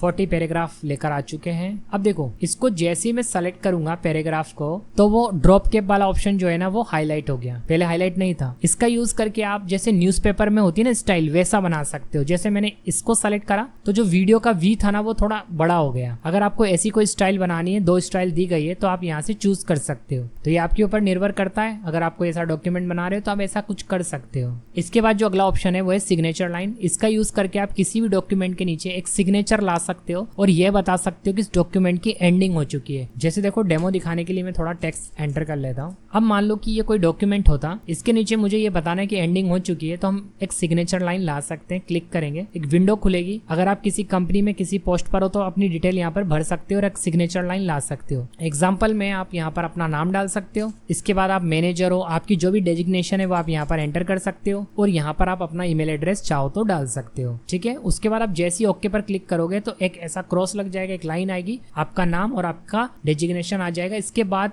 इससे प्रूफ होता है कि जो डॉक्यूमेंट है उसकी एंडिंग हो चुकी है, तो इसकी जरूरत कंपनीज वगैरह में पड़ती है। एक नॉर्मल स्टूडेंट के लिए ये हो सकता है कि कभी काम में ही ना है। इसके बाद जो अगला ऑप्शन है वो है डेट एंड टाइम का। इसके अंदर आपको जो विंडो दिख रही है काफी सारे डेट और टाइम के अलग अलग फॉर्मेट है। आपको अगर अपने कंप्यूटर का करंट डेट और टाइम कोई डॉक्यूमेंट बनाते समय जरूरत पड़ रही है और लेकर आना है तो आप ला सकते हो। जैसे अगर मैं यहाँ पर ओके पर क्लिक करता हूँ तो आज की सिस्टम की करंट डेट आ चुकी है। ऐसे अगर मैं यहाँ पर टाइम लेकर आना चाहता हूँ, क्लिक करता हूँ, टाइम भी लेकर आ सकता हूँ। यहाँ से मैं टाइम आ गया तो सिस्टम की करंट डेट एंड टाइम यहाँ से इंसर्ट की जा सकती है। और आप चाहो तो टाइप भी कर सकते हो। आप टाइप करने से बचना चाहते हो तो आप यहाँ से इंसर्ट करा लो। ऑब्जेक्ट के हेल्प से आप किसी दूसरे सॉफ्टवेयर की फाइल को यहाँ पर ओपन कर सकते हो। अगर आपको एक्सेल आता है तो एक्सेल की फाइल को आप यहाँ पर ला सकते हो। पावर पॉइंट की फाइल को आप यहाँ पे ला सकते हो। मतलब काम आप पावर पॉइंट में करोगे, उसके बाद आप ओके करोगे तो यहाँ आ जाएगी। तो अगर आपको आता होगा दूसरा सॉफ्टवेयर तो आप कर लोगे। अगर आपको अभी सॉफ्टवेयर यूज करना नहीं आता तो मैं बता भी दूंगा तो उससे क्या होगा। जैसे देखो माइक्रोसॉफ्ट एक्सेल चार्ट को सेलेक्ट करके ओके करूँ तो एक्सेल ओपन हो जाएगा। अब अगर एक्सेल ही नहीं आता आपको तो फिर चार्ट कैसे बनाओगे। तो अगर आपको एक्सेल आता होगा तो आप यूज करना और आप इसमें ला सकते हो। जैसे आपने बाहर क्लिक करा होगा तो जो चार्ट आपने बनाया वो इंसर्ट हो जाएगा इसमें। इसी तरीके से आप किसी भी सॉफ्टवेयर में काम करके उसकी फाइल को MS वर्ड में ला सकते हो, बट शर्त ये है कि वो सॉफ्टवेयर आपको आना चाहिए। अगला ऑप्शन है यहाँ पर इक्वेशन का। इसका यूज करके आप मैथ्स का पेपर बना सकते हो। अगर आप MS वर्ड में मैथ्स का पेपर वगैरह बना रहे हो तो आप इक्वेशन यहाँ पर लेकर आ सकते हो। कोई भी इक्वेशन आप यहाँ से ले सकते हो। आप कोई नई इक्वेशन इंसर्ट कर सकते हो यहाँ से और इंक इक्वेशन पे क्लिक करके एक विंडो खुलेगी। इसमें भी आप इक्वेशन बना सकते हो। जैसे मेरे को लिखना है a² + b², तो मैं अगर यहाँ लिख दूं, देखो मैं अभी माउस से पढ़ा रहा हूँ तो ये ढंग से समझ नहीं पा रहा है। अगर समझ रहा है तो देखो लिखा में आ गया a²। मैंने लिखा भी a² था जो कि दिख नहीं रहा है, पर देखो ये समझ जाएगा। एडवांस से a² + b² हो गया और इसे मैं इंसर्ट कर सकता हूँ। तो इस तरीके से मैं कोई भी मैथ्स का फॉर्मूला लिख के इसमें इंसर्ट कर सकता हूँ। बाकी पूरी एक इक्वेशन की बार खुल जाएगी। जिसको मैथ्स का पेपर बनाना होता है, मैथ्स की नॉलेज है, वो टाइप करके इजीली बना सकता है, पर इसके लिए मैथ्स की नॉलेज होना जरूरी है। ठीक है, मैथ्स के पेपर में बहुत काम में आता है क्योंकि MS वर्ड में पेपर वगैरह बनाने का काम भी बहुत किया जाता है। सिंबल्स अगला ऑप्शन है। जो सिंबल्स कीबोर्ड पर नहीं है वो सिंबल्स हम यहाँ से इंसर्ट करा सकते हैं। जैसे हमारे पास इन्फिनिटी का साइन है, कीबोर्ड पर नहीं होता, हमें दिखाना है अल्फा, बीटा, गामा ये सब चाहिए, या कोई कॉपीराइट का सिंबल दिखाना है तो यहाँ से हम इंसर्ट करा सकते हैं। देखो कॉपीराइट का सिंबल आ गया, साइज थोड़ी सी बढ़ा देता हूँ मैं। तो जो सिंबल कीबोर्ड पर नहीं है उन्हें हम यहाँ से इंसर्ट करा सकते हैं। मोर सिंबल पर क्लिक करोगे तो एक पूरी विंडो खुलेगी। इसके अंदर आप देखो W दबाना और बिंगडिंग्स को सेलेक्ट करना। इसमें आपको काफी सारे सिंबल मिलेंगे। जैसे अगर आप कहीं मोबाइल नंबर लिख रहे हैं तो आप यहाँ से सिंबल ले लो और इंसर्ट कर लो और इसके सामने मोबाइल नंबर लिख दो, कितना अच्छा लगेगा। और ये कीबोर्ड पर होता भी नहीं है। ठीक है, तो इस तरीके से आप सिंबल्स का यूज कर सकते हो। मोर सिंबल्स में बहुत सारे, बट यहाँ से बिंगडिंग्स जरूर सेलेक्ट करना, तब सिंबल्स आएंगे। इसके बाद अगला ऑप्शन है यहाँ पर ई सिग्नेचर फील्ड्स का, लेकिन ये आपको लेटेस्ट वर्जन में मिलेगा और इसके लिए हमें ग्राफिक्स टैबलेट की जरूरत पड़ती है और इसके लिए डिजिटल सिग्नेचर हमें लेना पड़ता है। तो ये एक स्टूडेंट्स के हिसाब से मैं नहीं बता रहा, आप ट्राई कर लेना इसको। अब देखिए इंसर्ट टैब के सभी ऑप्शन कंप्लीट हो चुके हैं। अब अगर आपको MS वर्ड को प्रैक्टिकल के जरिए डिटेल में सीखना है, मतलब अभी तक आपने जो भी सीखा वो सिर्फ ऑप्शन का यूज करना सीखा था। अब अगर आप इन्हीं ऑप्शंस का यूज करते हुए MS वर्ड के अंदर क्या क्या बन सकता है वो बनाना सीखना चाहते हैं तो उस पर मैंने ऑलरेडी एक डिटेल्ड वीडियो बना रखा है, ये वाला। इस वीडियो को आप जरूर देखो। इस वीडियो को देखने के बाद आप MS वर्ड को प्रैक्टिकली यूज करना सीखोगे। तो लिंक आपको इस वीडियो का इसी वीडियो के डिस्क्रिप्शन बॉक्स में मिल जाएगा, और अगर नहीं मिले तो आप कमेंट कर देना वीडियो के नीचे, मैं आपको लिंक पर्सनली शेयर कर दूंगा। अब देखिए ये जो आप MS वर्ड का वीडियो देख रहे हैं, इस वीडियो को मैं ओनली इंसर्ट टैब तक ही रखूंगा। आगे की जो टैब है जो कि है draw, design, layout, references, mailing, review, view, इन सब के सारे ऑप्शंस मैंने डिटेल में इस वाले वीडियो में बता रखे हैं। ये वीडियो मैंने ऑलरेडी बना दिया है। ये भी MS वर्ड का एक डिटेल्ड वीडियो है। आगे के सारे टैब के सारे ऑप्शन आपको इसमें मिल जाएंगे। इस वीडियो का लिंक भी आपको इसी वीडियो के डिस्क्रिप्शन बॉक्स में मिल जाएगा, और अगर नहीं मिले तो आप कमेंट करके मुझसे मांग लेना। अब ये जो वीडियो आप देख रहे हैं इसे बनाने का पर्पस ये था कि MS वर्ड का लेटेस्ट वर्जन है 365 और उस पर मुझे एक वीडियो बनाना था जो कि मैंने बना दिया। और इस वीडियो को देखने के बाद भी एक स्टूडेंट MS वर्ड में जो मेन काम होता है वो करना सीख जाएगा। और अब अगर आपको MS एक्सेल भी सीखना है, पावर पॉइंट भी सीखना है, तो उस पर भी मैंने डिटेल वीडियो ऑलरेडी बना रखा है। सभी वीडियोस के लिंक आपको इसी वीडियो के डिस्क्रिप्शन बॉक्स में मिल जाएंगे, या आप एक कमेंट करेंगे, लिंक आपको मैं खुद पर्सनली शेयर कर दूंगा। ठीक है, तो उन सभी वीडियोस को भी आप एक बार जरूर देख लेना। फिलहाल इस वीडियो में मैं इतना ही रखता हूँ। अगर आपको वीडियो पसंद आए तो वीडियो को लाइक करना, और अगर आपने अभी तक चैनल को सब्सक्राइब नहीं करा तो वो भी कर लेना। मैं मिलूंगा आपको नेक्स्ट वीडियो में। Thanks for watching.